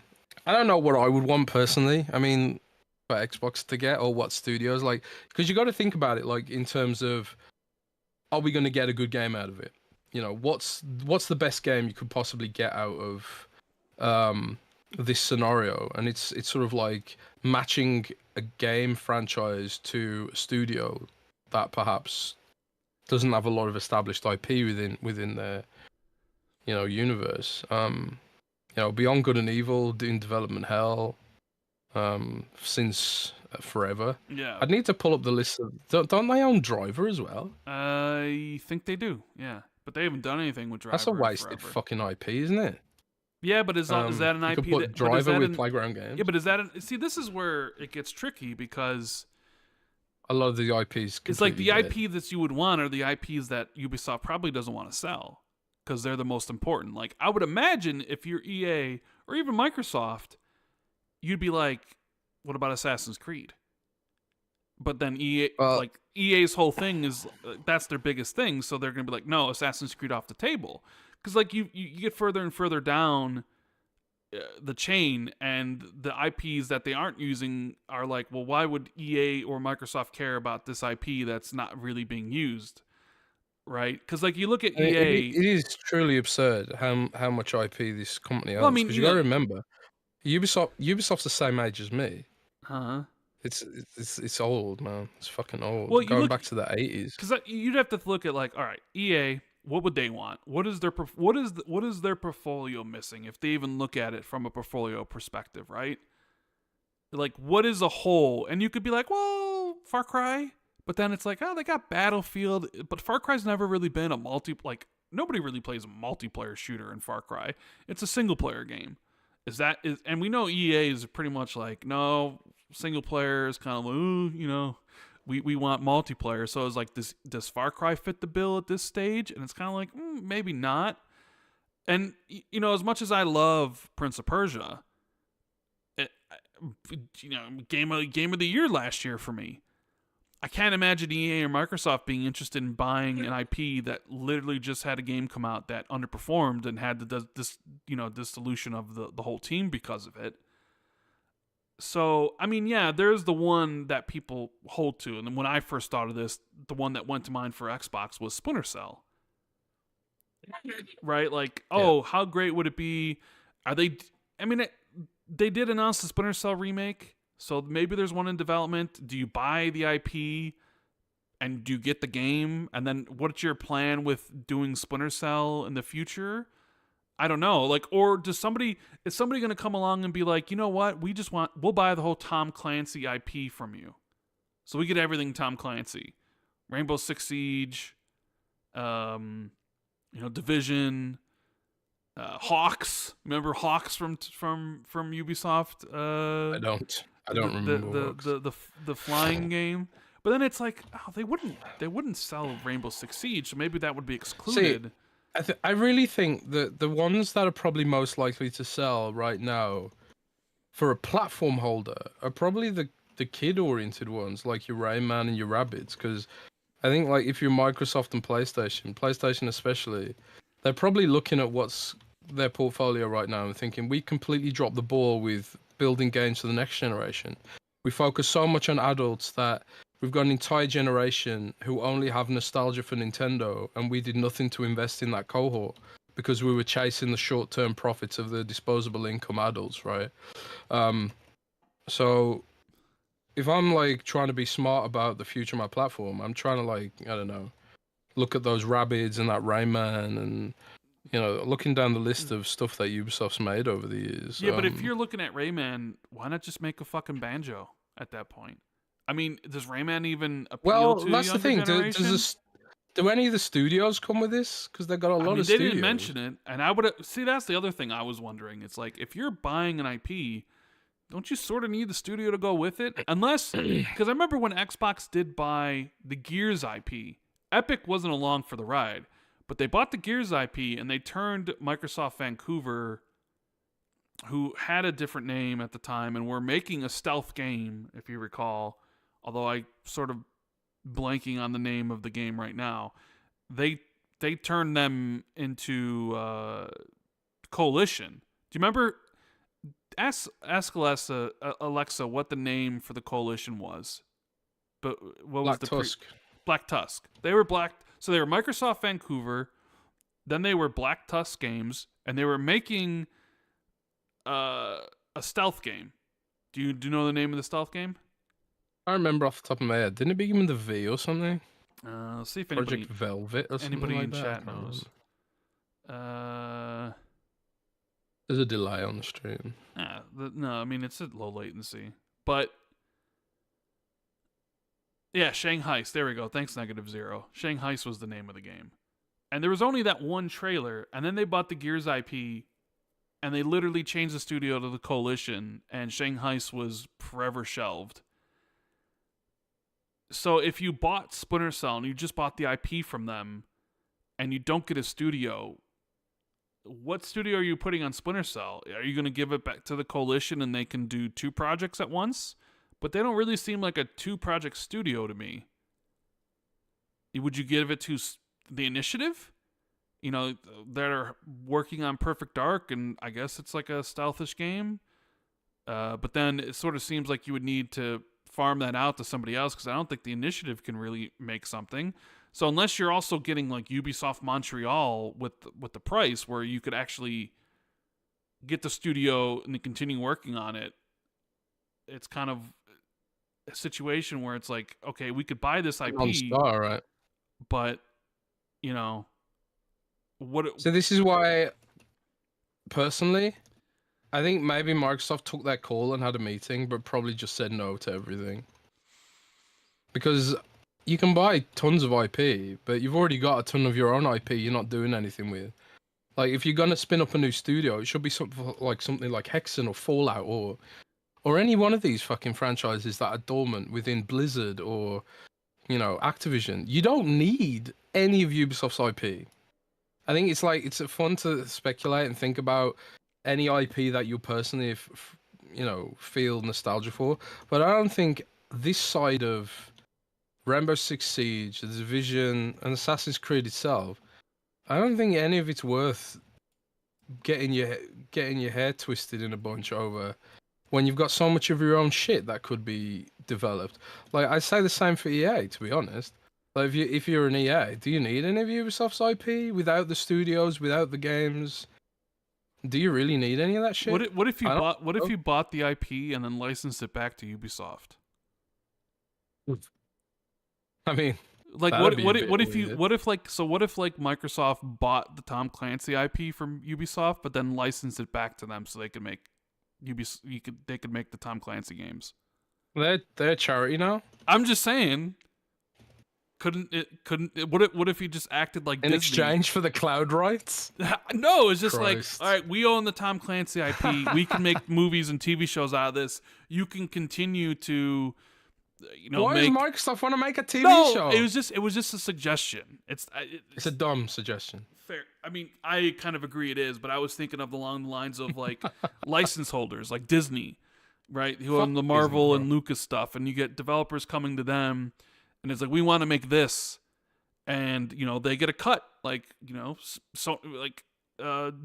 Disney gets a huge cut of the Spider-Man games that are made by PlayStation, and they get a cut of the Indiana Jones game, and they get a cut of this, and they get a cut of all the Star Wars games, right? So it's just like, okay, well, I was just imagining a scenario where, let's say EA, or it doesn't have to be Microsoft. EA is like, you know what? We'll buy the Tom Clancy IP, and now Ubisoft, you can license all the games from them, so we get a cut of it, and then more developers could essentially make Tom Clancy games. They just got to pay us, But there's more going on with Ubisoft, because Bloomberg put an article today out, Jez, that said Ubisoft is seeking investors by selling minority stakes to bidders like Tencent and global companies for IPs like Assassin's Creed and more. IP bids start this month. So Ubisoft are making a new entity venture, and their big IPs like Assassin's Creed will have a place for bids to have a stake in that business. So a stake in these IPs through the venture. Quote, Ubisoft Entertainment is looking to bring in investors to a new entity that will include some of its core video game intellectual property, including Assassin's Creed, according to people familiar with the situation. The company is considering selling a minority stake in the venture and has contacted potential bidders, including current shareholder Tencent, and funds globally and in France, where Ubisoft is based. Ubisoft has asked for preliminary bids to be made as soon as this month. The people added, asking not to be identified because it's a private matter. Ubisoft, which was founded by the Guillemot family, may seek a valuation for the yet-to-be-formed IP unit that is higher than the size of the main company, the people said. So they want a valuation for the IPs that are higher than the current valuation of Ubisoft currently. It all screams of complete desperation to me. I think like this is something that could maybe pull off in the low interest rates era. But in this current era of like economic turmoil, you know, and sticky inflation, and like I don't know what France's situation is with inflation right now, but like the Bank of England at least hasn't lowered interest rates, and I don't think the American Fed has lowered interest rates. So it's kind of like there's not as much free money flying around for this kind of pie in the sky investment opportunity, if you want to call it an opportunity, that there would have been back in the day. Like people are gonna want their fucking money back, and they're gonna want it quick. And like, is this the right company to be, the right family really to be betting on? The family that, you know, basically ran their own company into the ground with their sort of, you know, lackadaisical approach to the game industry. That they had so much they could have done with all of their IP and their franchise and stuff like that, and they spaffed it up the wall, freaking out about Fortnite. You know, it like for so many years. Like, how many battle royales did they pump out and just flop repeatedly? I mean, they only put out one. No, they didn't. I mean, Ubisoft, they put out God, that sci-fi shooter. I forget what it was. Hyperlight or Hyperscape. I can't remember. Because X-Defiant it wasn't a battle royale, I don't think. Well, you know what I mean. Well, okay. When you said when they pump out a bunch of battle royales when they only made one, they had a bunch. I'm pretty sure there was more than one. I'm pretty sure they all got canceled. Now you could ask why there were so many in development, but that's what I meant. I mean, they just, instead of like nurturing what they had, they went off chasing, you know, the magic fucking money tree, which doesn't exist. At the wrong time, I guess. Now, Jez, they did say considerations are ongoing, no final decision has been made, and plans could still change. Basically, people are saying that this is a ZeniMax Bethesda software style split, except in reverse, where you form a new subsidiary that will own the IPs and then sell off percentage of that new subsidiary, thus allowing them to retain control of Ubisoft while also allowing investors in. So I mean, do other companies make the games or what? Like, weird, man. But it's just kind of funny that what they're talking about is a situation where they want this new entity that will own the IPs to actually be worth more than Ubisoft, which currently owns the IPs. It's all basically like a rigmarole so that they can still control everything, because that was the whole point. Like the Guillemot family want control, and it sort of feels like, well, maybe you shouldn't have control because it seems like you've run Ubisoft into the ground. That's what I'm saying. They want control, and I don't think it's that. It's not odd when they said, "Oh, the bidding happens this month."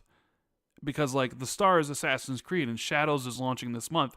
I wonder if they want bids in before the 20th or whatever, before Assassin's Creed comes out. Because I would imagine if Assassin's Creed doesn't do well, like Star Wars Outlaws, then that probably significantly tanks how people feel about the Assassin's Creed IP's valuation, which would then really affect the valuation of this new company, right?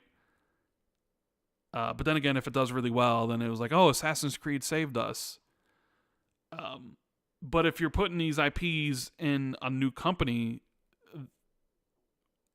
don't you want to put as many IPs in there as you can to make it as valuable as possible? Does that mean you want to sell any off? Are you just looking for a quick cash? Did this investor actually misinterpret did he think that, oh, they talked to EA and Microsoft about selling IP, when in reality they talked to EA and Microsoft about investing in this new entity for this IP stuff? Was there kind of like a game of telephone going on, and they're not actually looking to sell IP, but they're looking to sell minor stakes in the IPs, and so they went around asking people if they were interested in it? Possibly. I mean, I can see why Ubisoft would want to do that. Like, I think increasing, like, Microsoft kind of changed the game when they bought Activision and ZeniMax, because it's like they went from being just a platform holder to being a platform holder publisher.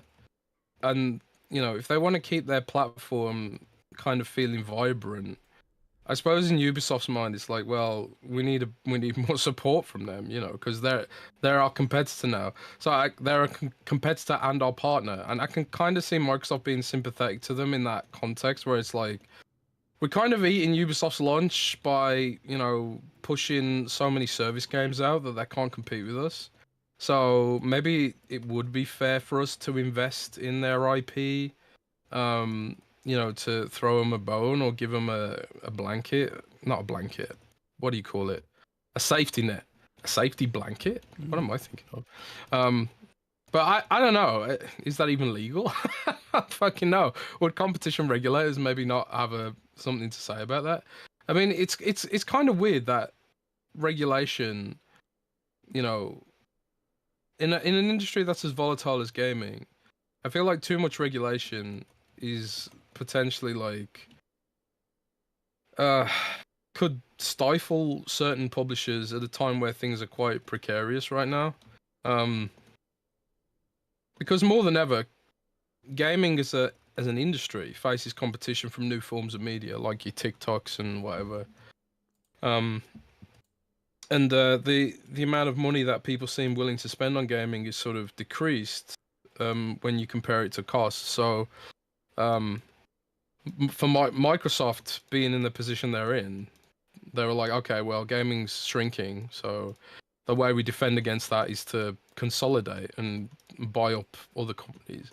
But if you're a Ubisoft who's kind of in the middle of being, indie and then not having the control of your own platform, you're kind of in a difficult position right now. Like, I think even EA posted FIFA Ultimate Team was down year over year, and EA didn't have a particularly great quarter either. And a lot of the big companies are pointing the finger at TikTok and being like, all the kids are addicted to TikTok. They don't want to play games anymore. Speaking of TikTok, it's just a really quick aside here.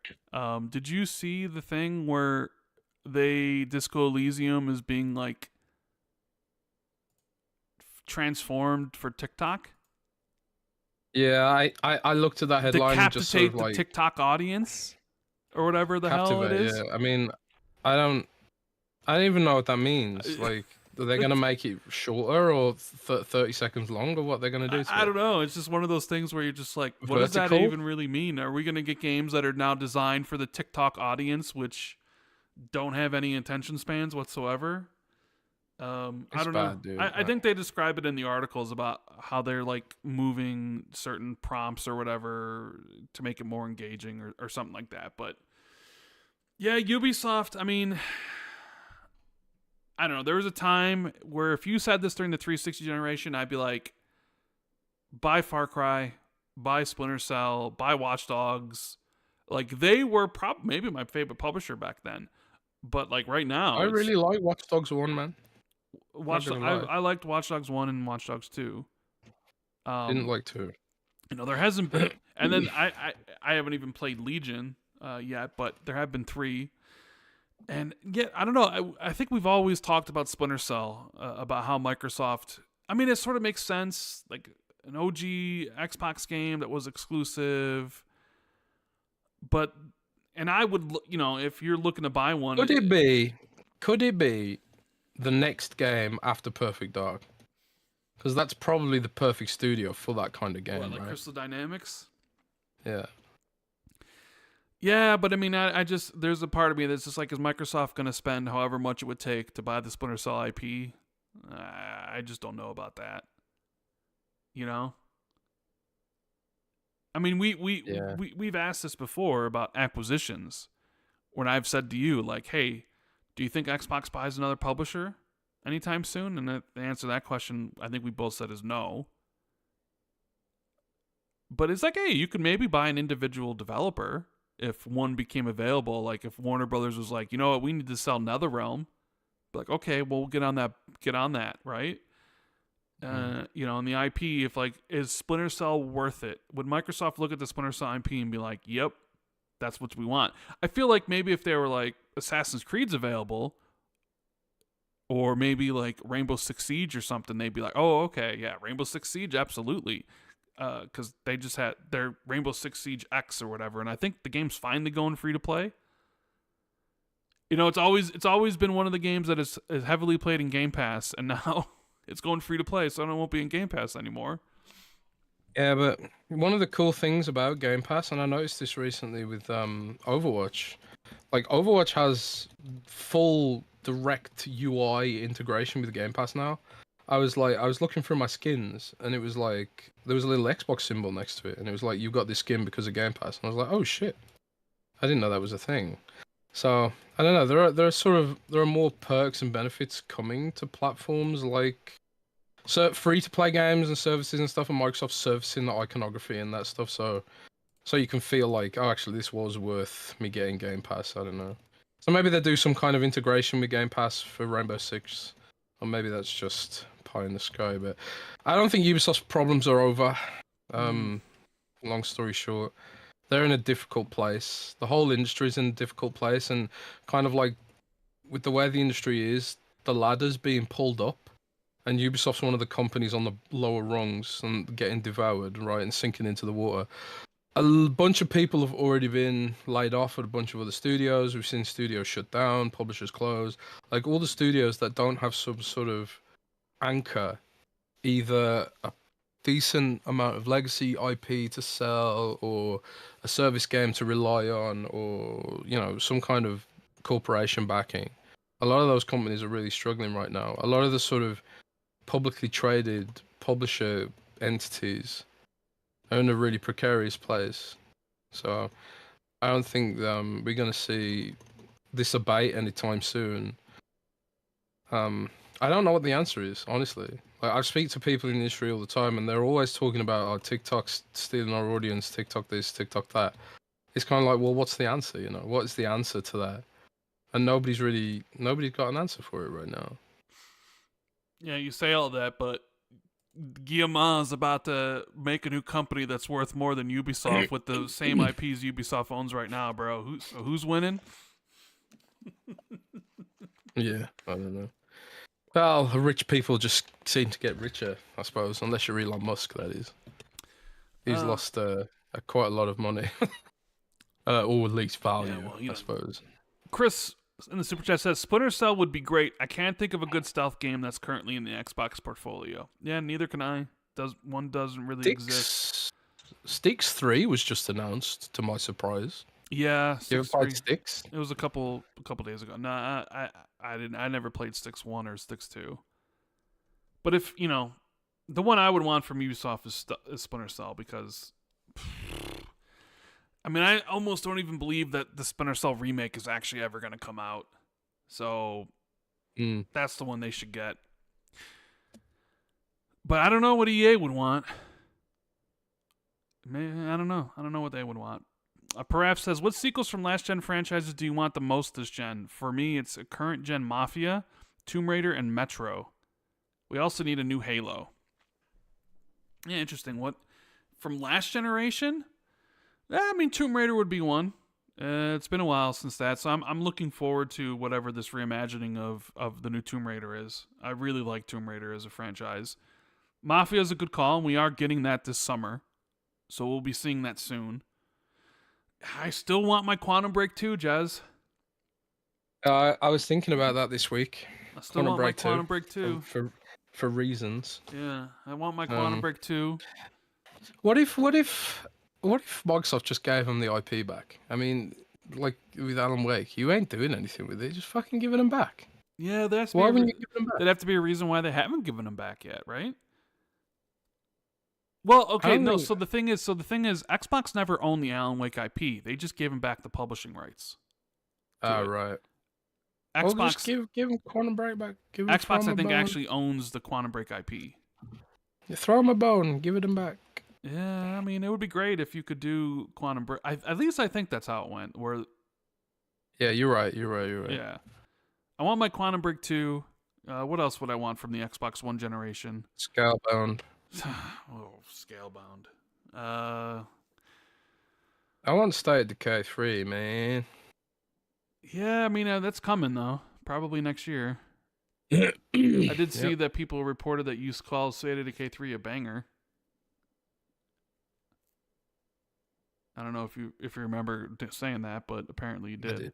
I did. I think State K3 is going to be Game of the Year material, bro. Yeah, sure. Okay, we'll believe you. We'll believe you when it happens. What you think sometimes is Game of the Year material is not what everybody else thinks is Game of the Year material. I haven't seen World of Warcraft nominated for Game of the Year ever, bro. So is it really that good? It was nominated for BAFTA, Best Ongoing Game. Yeah, this year. so was Hellblade 2. Hellblade 2 had the most BAFTAs, and you poo-pooed it because it was the BAFTAs. So I don't want to hear you suddenly bringing up a World of Warcraft BAFTAs awards when you... What are you talking about? The BAFTAs is perfectly legitimate. Yeah, okay. Metro sequel would be fantastic. I think they're making like some sci-fi game now or something. Or maybe people who used to work at 4A. The people who made Metro. Oh yeah, 4A split into two companies. So 4A is still working on Metro, but one of 4A support studio split off into another studio to make their own game. What about Killer Instinct 2 and Arise 2? Yeah, I'd like to see Killer Instinct 2, and from what I've heard, Microsoft is actively seeking a developer for Killer Instinct 2, but can't find one. What about a Dead Rising 5? Man, I heard there was a new Dead Rising project in development. Was it the remaster or remake or something? Was that announced, or am I going crazy? No, they released a remaster. They released the Dead Rising remaster. Yes. Yeah. Last year. So I heard a while ago that there was a new Dead Rising project in development. If you remember. Well, I mean, games take a long time to make now. Yeah. So, I mean... But now I'm not sure if that rumor I heard was the remake, or if it was a sequel. I mean, I think we speculated on an earlier podcast that they were going to look at what the remaster does and see if that justifies doing a full sequel or whatever. Yeah. Champagne Supernova with the 5 says, how do we crowdfund enough capital to get rid of the Splinter Cell franchise for good? Excuse me? How dare you? Love it. That is like the most disgusting thing I've ever seen said on this podcast. And dude, I really like what Sir Riffsalot says here. WoW has been Game of the Year since 2000. He's damn right. He's damn right. Sure. Whatever. Michael Mooney says, why not buy a deal for Ubisoft Plus and Game Pass Ultimate? I mean, I would imagine they tried. I think PlayStation has the Ubisoft Classics thing in their PlayStation Plus deal, which I probably think precludes them making a deal with another subscription service. So it seems like PlayStation got the Classics, which probably prevents Xbox from putting those in their, like, getting a deal for them in Ubisoft and Game Pass. Plus, you don't know what sort of deal they made with EA. Maybe EA has some exclusivity rights of being like the only company in Game Pass Ultimate. You never know how those contracts are written up. It could be that, you know, Ubisoft doesn't want to be part of Game Pass in that manner. I don't know. There's many reasons. I guess you could drop them a bag. But I mean, this whole thing was about IP ownership, not necessarily like, hey, let's get Ubisoft Plus in there. So it was about something different. Does anybody in chat subscribe to Ubisoft Plus? Is anybody gonna subscribe to Ubisoft Plus to play Assassin's Creed Shadows that comes out in next week? Save yourself some money. Subscribe for like however long you need. Money. I want to play Atelier Yumia, which just scored in the high 80s on Metacritic. Oh, did it? You heard of that, Rand? It's a waifu RPG, bro. Ooh, okay. Got waifu in it. Copilot, Jez, you called it. Copilot's coming to Xbox. Did I call it? I mean, we kind of joked about it, right? About like Copilot or whatever. Well, I mean, they kind of teased it, I think, at other events, but the ultimate gaming sidekick. Xbox Copilot for gaming. Microsoft has unveiled Xbox Copilot for Gaming, a new tool aimed towards being the ultimate gaming sidekick for players. The announcement was made during an Stealing all my Xbox clicks. podcast when they said this AI-driven sidekick is designed to be your personalized gaming companion, helping you get to your favorite games faster, coaching you to improve your skills, and connecting you better with your friends and communities. Copilot for Gaming will be there when you need it, but out of the way if you don't. And during the podcast, which they put up the other day, they used a concept example of how the new tool would work was shown using Minecraft. And in the game, a player picked up the wood and entered a prompt saying, okay, I've got some wood, what do I do with this? And Copilot for Gaming answered by explaining how to turn the gathered oak logs into wooden planks. Another example shown involved Overwatch, where a player asked the tool for help on who to pick after the hero they wanted, Echo, was already selected. Echo's taken, but Cassidy would be a solid pick with this team, Copilot says. His mid-range hit scan and Mercy's damage boost will work great on Elos Ruins. Plus, you've done great with him on this map before.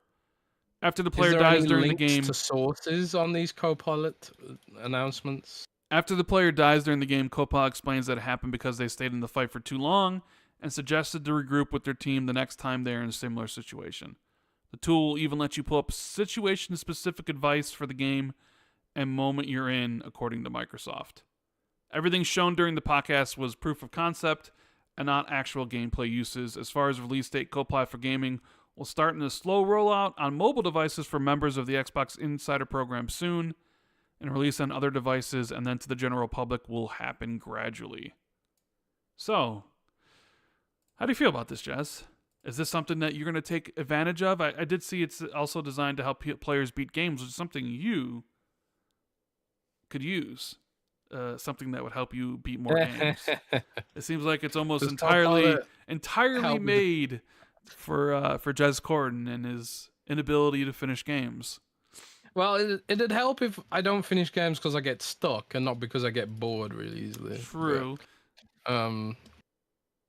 But, I tell you, there is one game recently I've been playing that it would have helped with, which is Hollow Knight.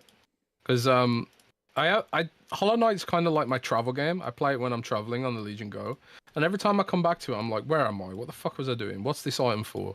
So like one thing I have been using it a lot for, not Copilot, but the internet, is what does this item do in Hollow Knight? Because it's like you get like a random object, like I don't know, golden beetle penis or something, and it's like this golden beetle penis has thrumming power within. It doesn't tell you what the fuck it's for, so it's so you like searching it up. It's like, oh, okay, that's what it's for, and then you know. So I would use it for things like that, I suppose. But I mean, I can see it being decently useful. You know, I can see it stealing a lot of traffic from people like me and maybe Mako who makes guides and stuff like that. But hey ho, that's kind of like, you know, what AI companies are doing with their whole stealing of the information stuff. But it is what it is, you know. U.S. court ruled that AI companies are within their legal right to steal information, not pay for it, even though you or I couldn't do that, Rand. No, of course If not. if I stole information from a big company, then I'd get in trouble. But if a big company steals information from an individual content creator, they don't get in trouble. So, but is this a good implementation of AI? You think?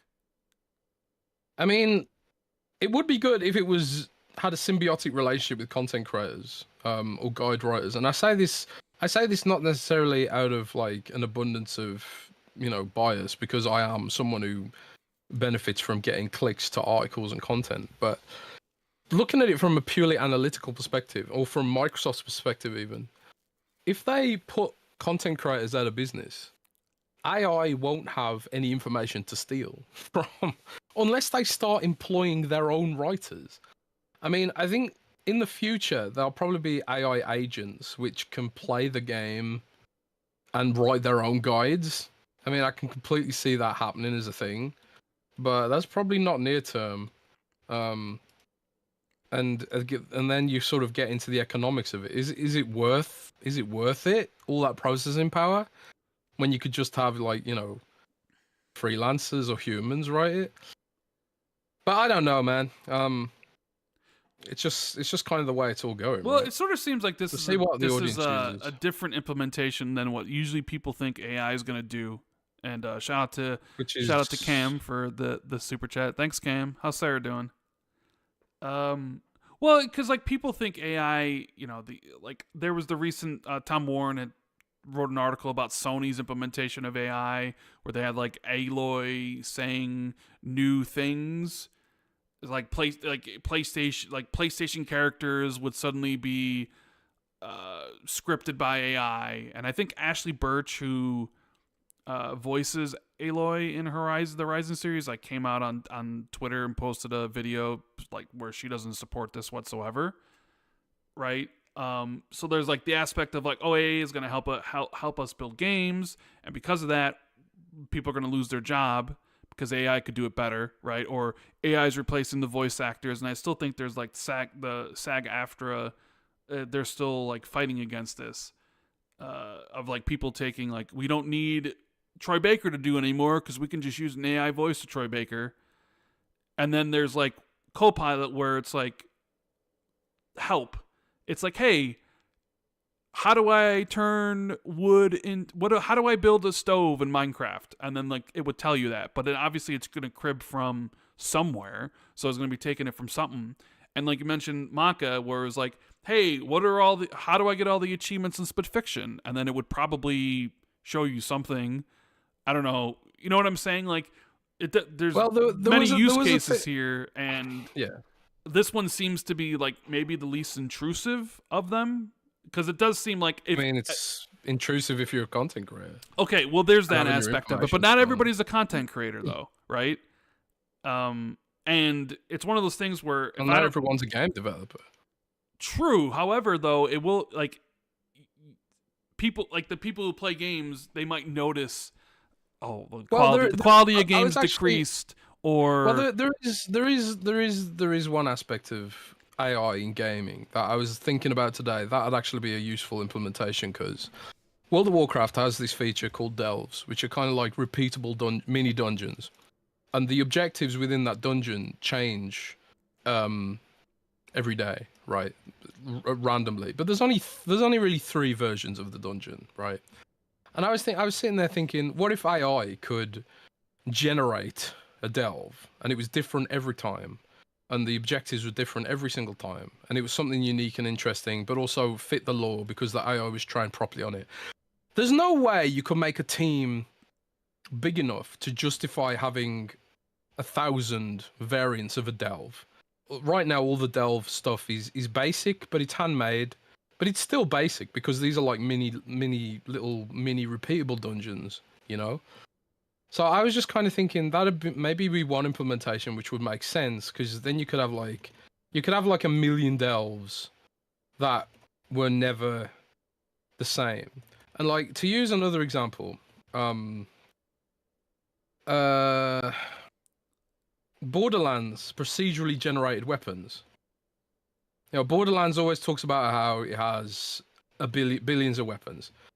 Nobody physically sat there making billions of weapons. They made like a bunch of modules for weapons and then used an algorithm to create those weapons, right? So that's like algorithmic implementation. And all that modern AI really is basically an advanced algorithm. AI doesn't understand things. It doesn't understand context. It doesn't have feelings. So is it truly AI, or is it just like the next generation of an algorithm? You know, you could argue the semantics on that till the cows come home, but it's kind of the same thing, man. I mean, like Navy Shadow in chat, what's the difference between AI and procedural generation? It's like, is there a lot of difference? I mean, kinda, but also not a huge amount of difference. The contentious issue more than anything is the fact that it hinges on stolen content. Yes. You know, that's the real issue here, is that the content's been stolen. So I suppose, like, if you are someone who's impacted by that, then it's really irritating. But there's also like a lot of things in gaming, like generating hundreds of random procedurally generated dungeons, that I don't think you could do without AI. And the thing is, there are games that exist today that have procedural generation. couldn't AI make those kind of games better? And then like you get into the argument, well, couldn't you have hired 100 devs to do this? And then you could say, well, would 100 devs make this business viable product? Yeah, I don't know. It's an interesting debate, but at the end of the day, will it make gaming better? Will it make games better? I don't know. Yeah, Well, I don't know. I'm still not really convinced it will. I mean, I would never use like Copilot for this. I think I've used Copilot like once or twice, even on my PC, but I don't ever. I know every time I talk to people who use AI, it's like, oh, I generated this funny image. look how funny this is. It's like, is that it? Yeah, and think how much that costs. Or like, think how much oh, that costs to I generate needed that I needed bullshit. to present a presentation about this to my company, so I just chat GPT'd it or whatever. Like, okay, is that really all we're good for? Is making funny pictures and not actually doing the work and having Chat GPT do it? I guess. And having to spend shitloads of money for the privilege, because it's costing Microsoft money to do this shit, because no one wants to pay for it. No one pays for Copilot Pro, so it's like no one wants to pay for what is essentially free, because what it is, it's a glorified search engine, and search engines have historically been free. So it's like, how are you going to get people to pay for this stuff, which is very expensive to produce? All the GPUs and all the server It's like everybody's doing it, bro. Like I open up. up Gmail now and I look at this recent email and there's like a button for Gemini to summarize this email. You know what I mean? Why do I need this button to have the thing? I can just read the email. Why do I need to press this button to have it summarize it? Yeah, I know exactly what you mean. Like there's a Copilot button in Outlook as well, and I subscribed to Copilot Pro with the free trial to see if it was worth it. And I'm someone who dog foods a lot of Microsoft products and shit because I use it for work. And even I was like, I can't justify paying for this. It's just kind of useless. I've got eyeballs and can read. I don't need to summarize a tiny ass email. I mean, it's useful. I've read that it's useful a lot in the legal industry. Like paralegals can summarize like complicated laws very quickly and stuff. But like, are they sure it's right though? Because I've seen examples of it being wrong. Yeah, so, I've seen that too. So it's like, are you really gonna trust AI to do this correctly? I mean, I don't know. Like, yeah, I've seen AI legal companies reprimand their staff for using AI, and then it all being all incorrect and shit like that. So that definitely happens. There is some of that going down, but I don't know, man. It's a whole. But it definitely seems like the industry. I mean, Microsoft has their visions of like what it's gonna do for gaming. Like this Copilot thing is just one avenue, and then like the Sony thing with the voices, like is another thing. And it's just like, what is it eventually? Like 10 years from now, how pervasive is AI gonna be in gaming? Well, because well, I was just gonna say because at one point. Like a lot of people thought, well, I don't know if a lot of people thought, but NFT was the big buzzword among events and investors, and they thought everything was going to be NFTs, and obviously that wasn't the case. Like, and if but is AI like in just investor buzzword now, or is it really just going to be this thing? And in 10 years, like AI is going to be so advanced that you could have a studio who is built up of entirely of AI, and you have like one guy, you can just press do a prompt and the AI makes like a whole game. Is that what we're looking for in 2035, where AI just dominates the whole thing, or is it just never takes off because there's no use for it? I'm very curious to see. Well, that's the problem. If you only need one dev to do that, maybe you don't even need a dev. Maybe like anyone in their bedroom can just open a video game generator and just generate a video game. I think at some point people want art that's created by humans, because I don't know, but do they even want art that's created by humans? I don't know. I mean, I read an article the other day where some dude was talking about how the latest version of ChatGPT produced a novella, like a short original story that he said was the first time that he really felt like he was reading something that was potentially written by a human. And that's kind of like, that you're getting into that scary territory then, where it's like, is this actually not just better than what humans can make. You don't know, you know. And then you've got like we're getting to that age now where it's like old man yelling at cloud, right? But then you have to look at the younger audiences, like the kids, and they're gonna grow up with this thinking it's all normal and not even care about human-made art. They ain't gonna care about that shit, man. And then you're gonna have like the billionaire class sort of define it as normal through their channels, and the world's gonna look like a very different place in 20 years. Very, very different place. But the truth about this, Rand, it's the same every generation, bro. Yeah. Same every generation. Every generation, the things that we know and love become uncool, and you know, everything just changes. You know, they were having these discussions when people always use the horse and cart metaphor, right? When they first made motor cars and shit, they're having discussions about, oh, motor cars will never replace horse and cart. You know, horse and cart is the real way to travel around. You know, and the horse and cart industry got completely upended and killed because of, you know, the combustion engine. That's kind of like just the way it all goes, man. It is what it is. Oh man, AI. Thanos, wasn't this the plot of Deus Ex? I mean, kind of. Yeah. And in sorry, go on. I was gonna say, in celebration of Warhammer 40k Space Marine 3 getting officially announced, we had some Space Marine 2 footage running during the show today. So, I don't know. Mainly because I was playing Assassin's Creed and Split Fiction all week, so we played Split Fiction last week, and I can't show any Assassin's Creed footage yet. So, yes. Jez, anything else? Nope. I think we're ready for Patreon questions, my dude. Yeah, so thanks for everybody for tuning in. We got some Patreon questions now. Hit the like button if you enjoyed the show. Subscribe to the channel if you haven't. And let me get some of these questions. If you want to drop one in there, you can do so. We got a few. All right, we got Sith Lord coming up with the first Patreon question. Hey guys, any tips for a now 40-year-old vintage Sith Lord? I know Rand has all the tips and tricks being the professional that he is. Thank you, Jess, for the birthday wishes. Well, happy birthday. Happy birthday again. Tips and tricks for 40-year-olds? Well, this is a Rand question because I'm like much younger than Rand. So tips and tricks. Get your prostate exam. I guess, yeah. 40 years old is. I think it's like supposed to be like 45. You know, things will just start hurting. You know, the things that used to hurt yourself and be done in a day will now last like a week. I guess pay attention to what your body's telling you.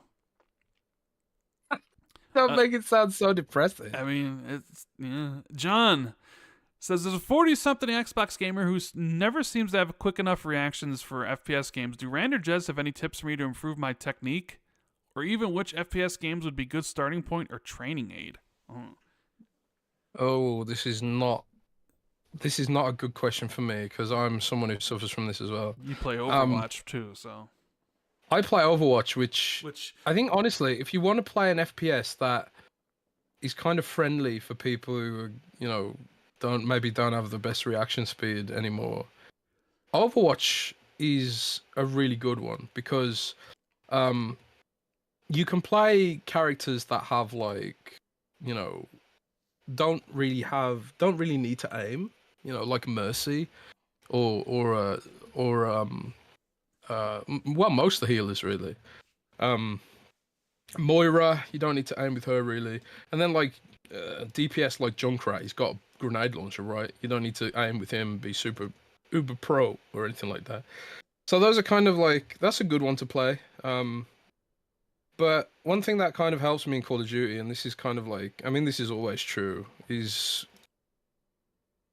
try and shoot before the person actually appears. And it's kind of like a good kind of tip in general, but learn the maps, learn where the choke points are, learn when people are most likely to be, and then just, you know, listen and then start shooting before they even come around the corner, because that'll sort of help you with the latency aspect of the game as well. So like with games like Call of Duty, it's often like a latency thing.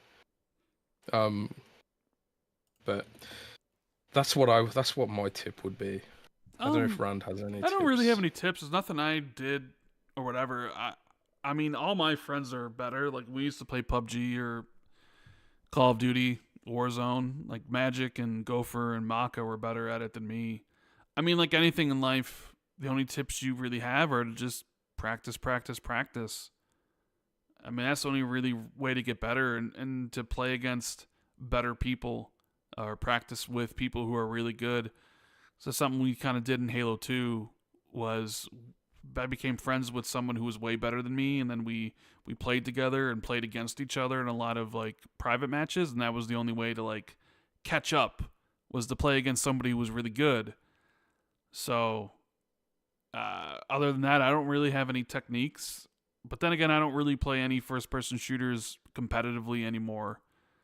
I just, play them as a fun, let me run through this campaign and be done with it. But it's all about practice.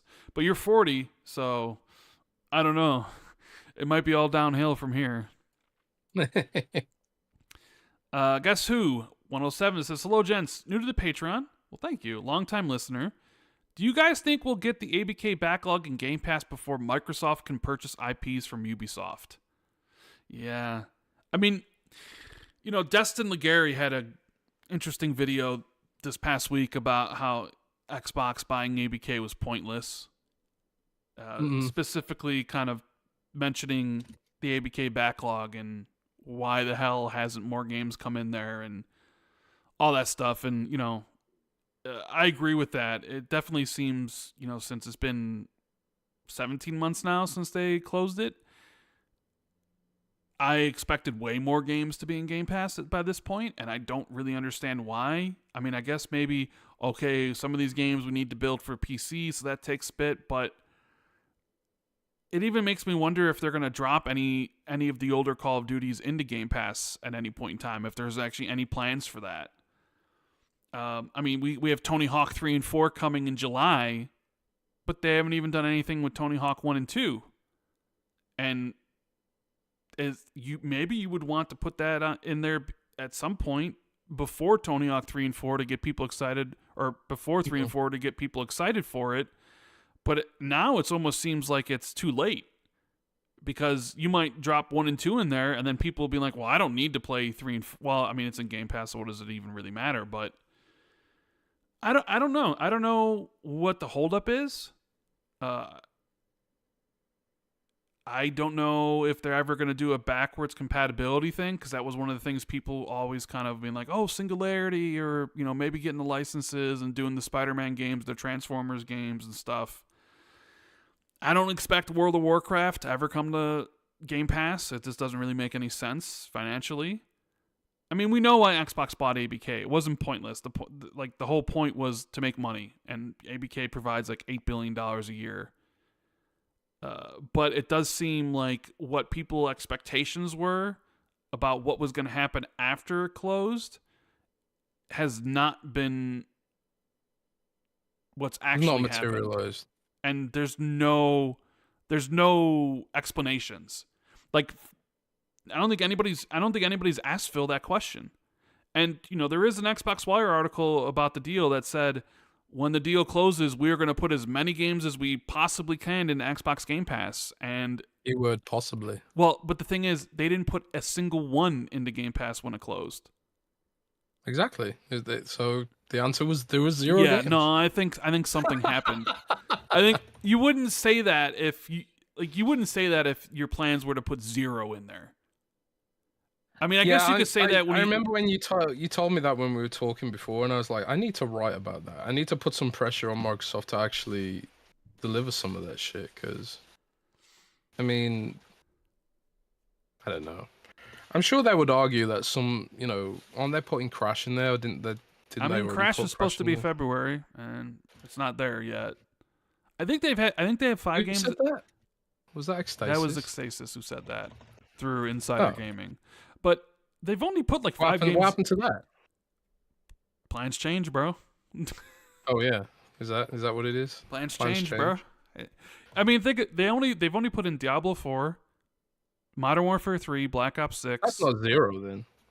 Yeah, but it's not as many as they have. What are some other ones? Spyro Collection, Crash Team Racing.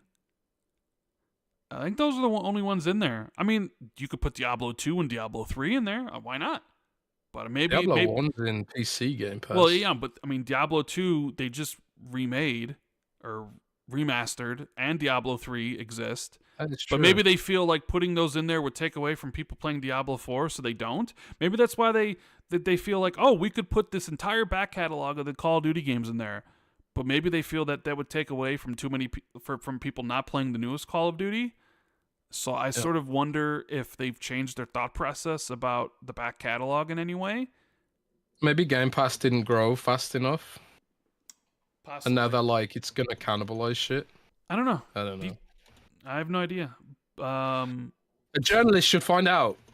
Somebody who interviewed Phil should have asked that question. Yeah, Nick. Paris. Destin. Blame all those guys. I don't know. That question of like, will we get the backlog in the Game Pass before Microsoft can purchase IPs from Ubisoft? I mean, if I had to guess, I would say the backlog would happen first. I don't know. I don't think they're going to purchase IPs from Ubisoft. But I would like them to I'm purchase. a cynical asshole. Ethan says, hey guys, are you either of you interested in going to PAX East this year? I don't know if you guys do that, but it'll be my first time this year. I won't be. No, I've never been to a PAX, and I really don't have any interest going to PAX. I've never been to a PAX. I mean, I'd love to go one time because I do get asked a lot, and I'd love to meet people from the XB2 universe. Yes, but I haven't. It's too far away, you know. It's the other side of the pond for you. It's the whole other side of the pond, yeah. And I don't know. I'm kind of nervous traveling to America at the moment. Don't want to get detained. You were just here. Yeah, I know, but that was planned ages ago. Yeah, that's true. Or if I get detained and deported, bro. Silas says, greetings, mates. Rand, if Jez decided to visit Chicago for a weekend-long bachelor's party extravaganza and you were in charge of planning the itinerary, what would you plan? And who from the Xbox and Windows Central gaming sphere would you invite? Oh, man. If I'm in charge of this, we're already got problems. Why? Because I just be like, all right, we're just gonna stay at my crib. We ain't going anywhere. We ain't doing anything.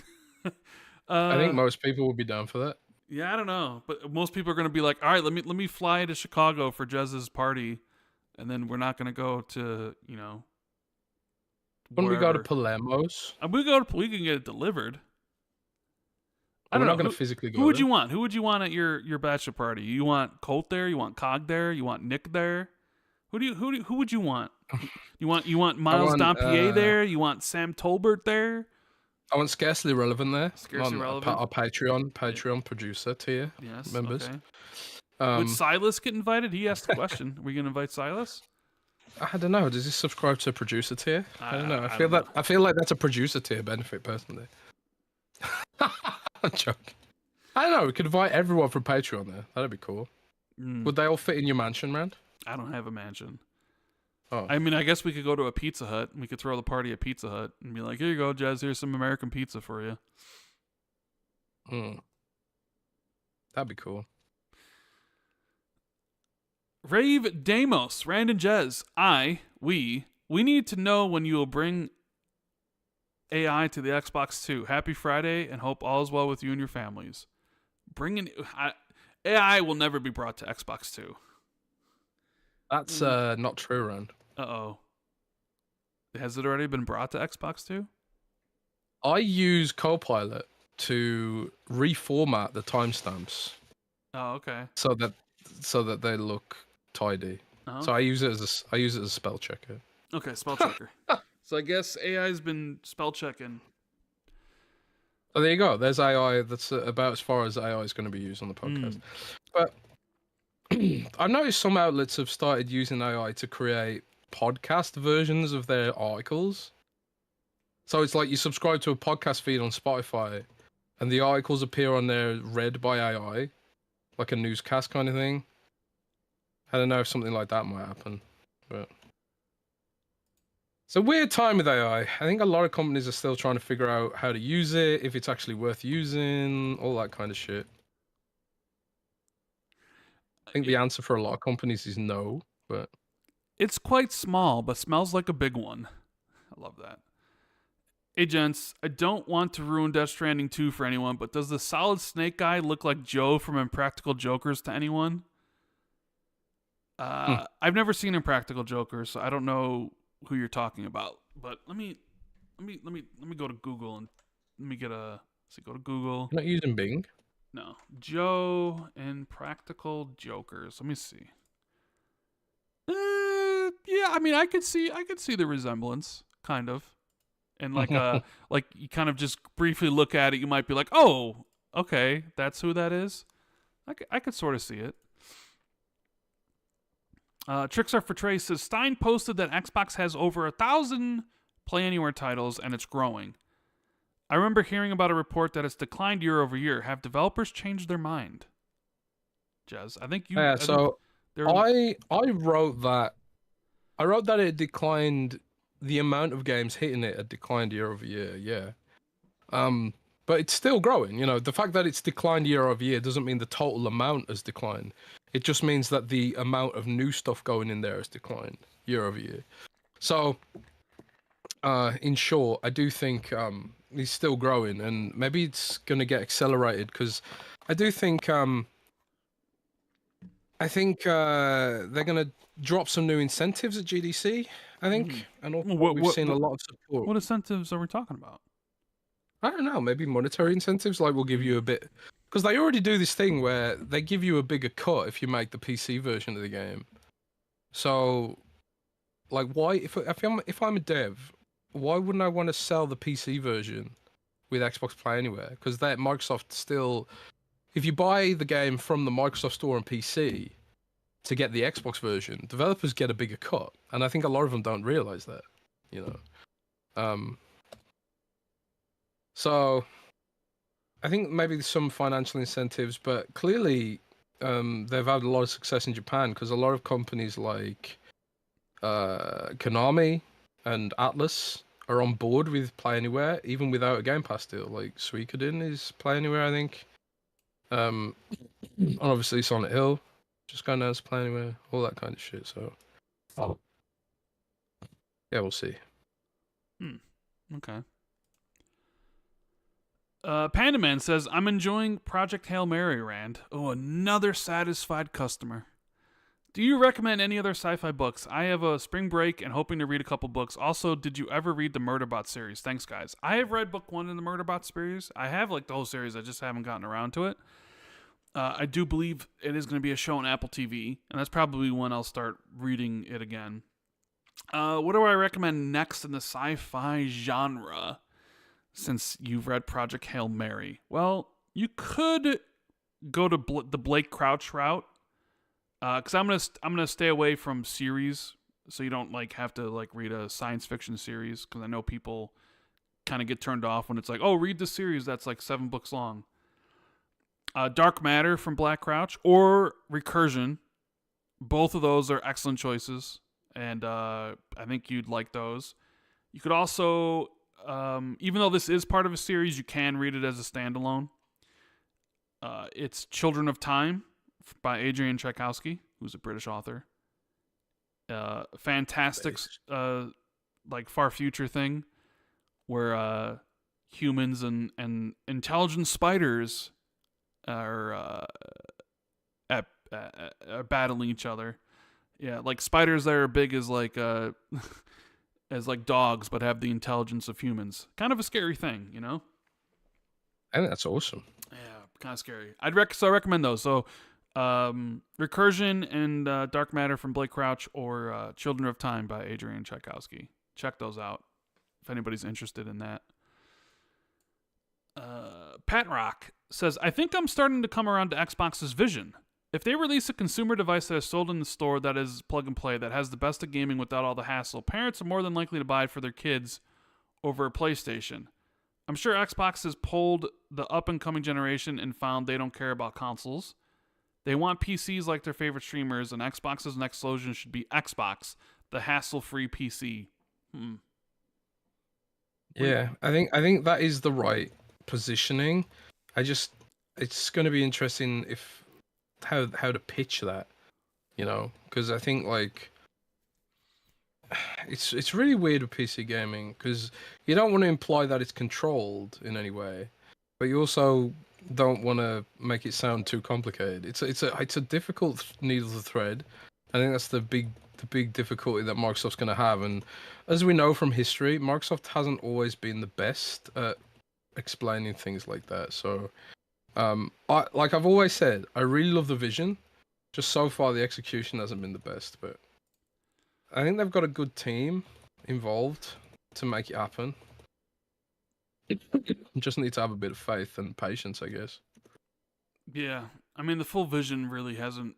You could sort of see outliers of it, and maybe like glimpses at the full vision, but maybe like when they reveal their next gen stuff and the dev environment that would be behind it with all these devices and things of that nature, then it would come into like full view. Yeah. Right. So, Omen says if Microsoft This is why they don't like stuff to leak. They don't like and stuff then to you leak still leak because everything. we only give them. Yeah, well, I gotta eat, bro. Gotta put bread on the table. You got to put bread on the table for everybody else. I gotta feed little Timmy. So, how many YouTubers put links to your article in their descriptions for the source? Not many. Not many. Those bastards. Only the cool ones. Those bastards. Linus Tech Tips didn't. Mm, The biggest one in the world. Of course So not. thanks, Linus, for Well, the 'cause lack of link. Why would he? You know, I don't know. Doesn't have to, I suppose. he probably didn't even know where he got it from. He probably just saw something on the internet. Just You know? some random asshole. Yep. Omen says if Microsoft releases Oblivion in April, won't that kind of undermine the marketing support spent on South of Midnight and Expedition 33? Well, the rumor is that Oblivion might be shadow dropped, so there'd be no marketing for Oblivion. So I don't think it would really affect South of Midnight or Expedition 33. So I don't even know. We don't even know how much marketing South of Midnight's even gonna get. I mean, they had the previews, which I played and made a video about. Marketing will probably start up towards the end of the month. Expedition 33, even though it's a Game Pass game, I don't really expect Microsoft to market it that much. I mean, they put it in their showcase last year, and they just had it in a Dev Direct. It's not exclusive because it's coming to PlayStation. How much marketing is Microsoft going to do for it? I'm not even sure going to do any for it. Yeah. It'd be up to their publisher to do some of that stuff. So I don't think it'll affect really anything. I mean, you could argue that, well, maybe shadow dropping Oblivion's not the right idea, but maybe that's what they're going to do. Governor Grimm says if Xbox is going to have third parties build their hardware, then won't third parties like Asus, Lenovo, etc., make their money off the hardware and let Microsoft make their money off the games? Wouldn't that relate to Xbox hardware being more expensive than Sony's and Nintendo's offerings, as the hardware has to be profitable without the benefit of the game sales to back it up? And that's exactly why they will continue to make their own hardware. Yeah. So they'll let Lenovo and Asus make hardware for their audiences, their regions where they're more popular, and let them deal with the marketing and the unique features they put into their devices. They'll let them figure out how to profit on those devices, but Microsoft will make the affordable, subsidized version. So like I can see, for example, I could see a Lenovo Xbox Series X, for example. I could see it like, maybe it does things like it has Bluetooth. Maybe it has some bells and whistles, some extra bits and pieces. Maybe it can fly or something. Maybe it's a flying Xbox. They got some kind of unique feature that, some people will think, oh, that's cool, I'm gonna get that, right? It's the same way that like there's Xbox makes controllers, their own controllers, which are $50, but then you can get like a Razer Wolverine V2 Pro for $200 if you want to. That's got some extra bells and whistles, or like, clicky buttons. Like those devices sell too. It's just up to Razer to figure out how to sell that, and it'll be up to Lenovo and Asus to figure out how to sell their Xboxes as well. Maybe it doesn't work out. Maybe it's not worth it for them. Maybe they decide not to continue doing it. Much like back in the day, how they used to be HTC and Samsung Windows phones, but then Nokia became so dominant that Samsung and HTC stopped making their own. and just let Nokia basically have the whole market. Maybe we get into that kind of situation, but it'd be an interesting experiment. See what happens. I honestly think this whole initiative is really about Microsoft handing off marketing efforts to Asia to someone else. Because I think Microsoft realizes they can't penetrate China. They don't have the expertise to deliver hardware in some of those countries that are very lucrative markets. And they'll give it to a company that is perhaps more trusted locally, like Lenovo, which off the top of my head is a Chinese brand, I think.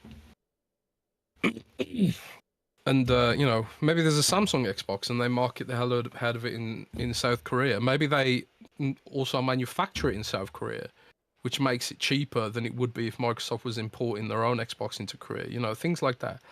I think it's more of a global play, whereas like the Xbox that we know and love as Xbox fans in the West, that'll still be the ones we buy from Microsoft. That's kind of how I'm imagining it right now, but we'll see how it plays out. Sierra11 Kevin says, "Hey, Rand and Jez, always appreciate you both, and as always, Phantom Dust would be a great game for Microsoft to remake. They can even use Muse AI to make it happen." Jez, a few weeks ago, Windows Central had an article discussing the increase in the rewards points required to get a free month of Game Pass. Do you think that change is an indicator of any upcoming price increase in the Game Pass plans? Also, after playing through Indie, Ninja Gaiden 2 Black, and then Avowed, loving all three games, I still had an itch for a single-player story game. So I've been playing through Pentiment. My goodness, I wish I gave that game more of a chance when it first came out. I don't know how far into the story I am, but I've got hooked on it. Highly recommend if players are coming off a game like Avowed and still have an itch for a story-based game. I guess that's another benefit of the Microsoft ecosystem with Game Pass. Yeah, Jess, what do you think? Does the change and increase in reward points to get a free month of Game Pass indicate that there's an upcoming price increase for Game Pass in the future? I mean, I do think there probably is more Game Pass price increases coming, just because for sure. Yeah, just because of the state of things. But I don't think necessarily the Microsoft rewards indicates that necessarily. I think what that indicates is Microsoft has realized that Microsoft rewards is growing. Like a lot of university students are using it to get free stuff. In the UK, you can get your grocery shopping with Microsoft rewards. I think like the fact that Microsoft rewards has gone viral in some territories has probably been like, oh shit, we're giving this away too cheap now. So they've kind of adjusted some of the prices on things. Because at the end of the day, the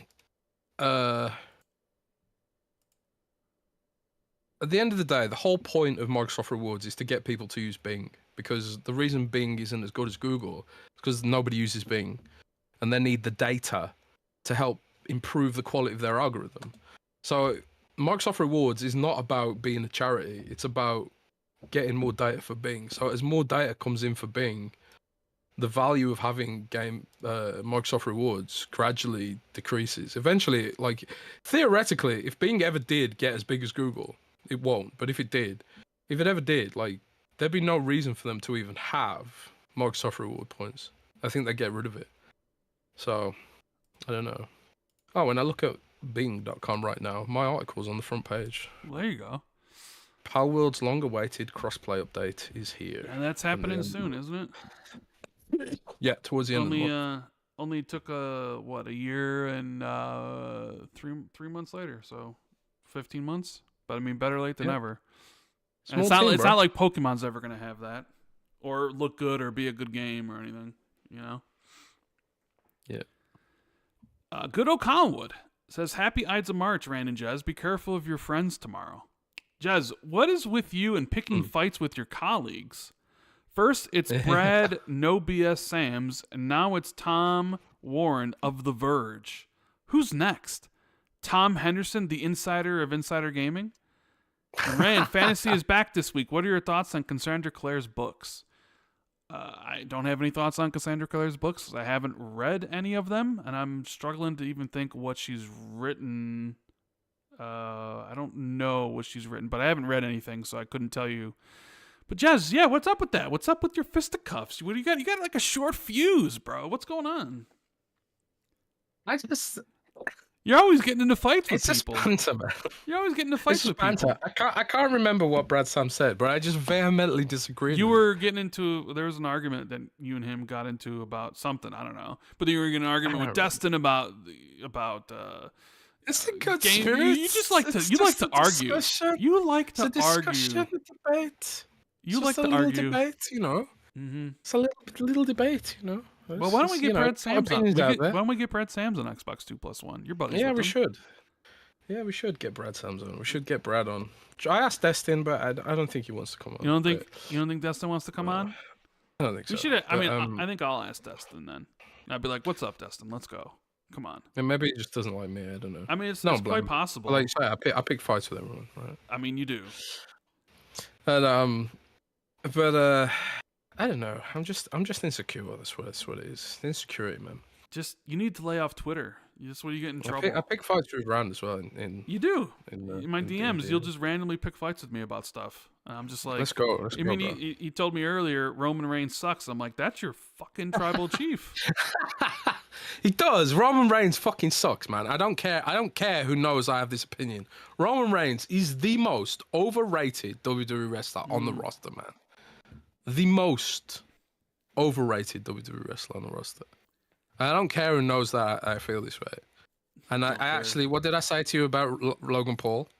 You thought Logan Paul was better than him. Yeah. Logan Paul is a better wrestler than Roman Reigns. There, I said it. I said it. There, I said it, bro.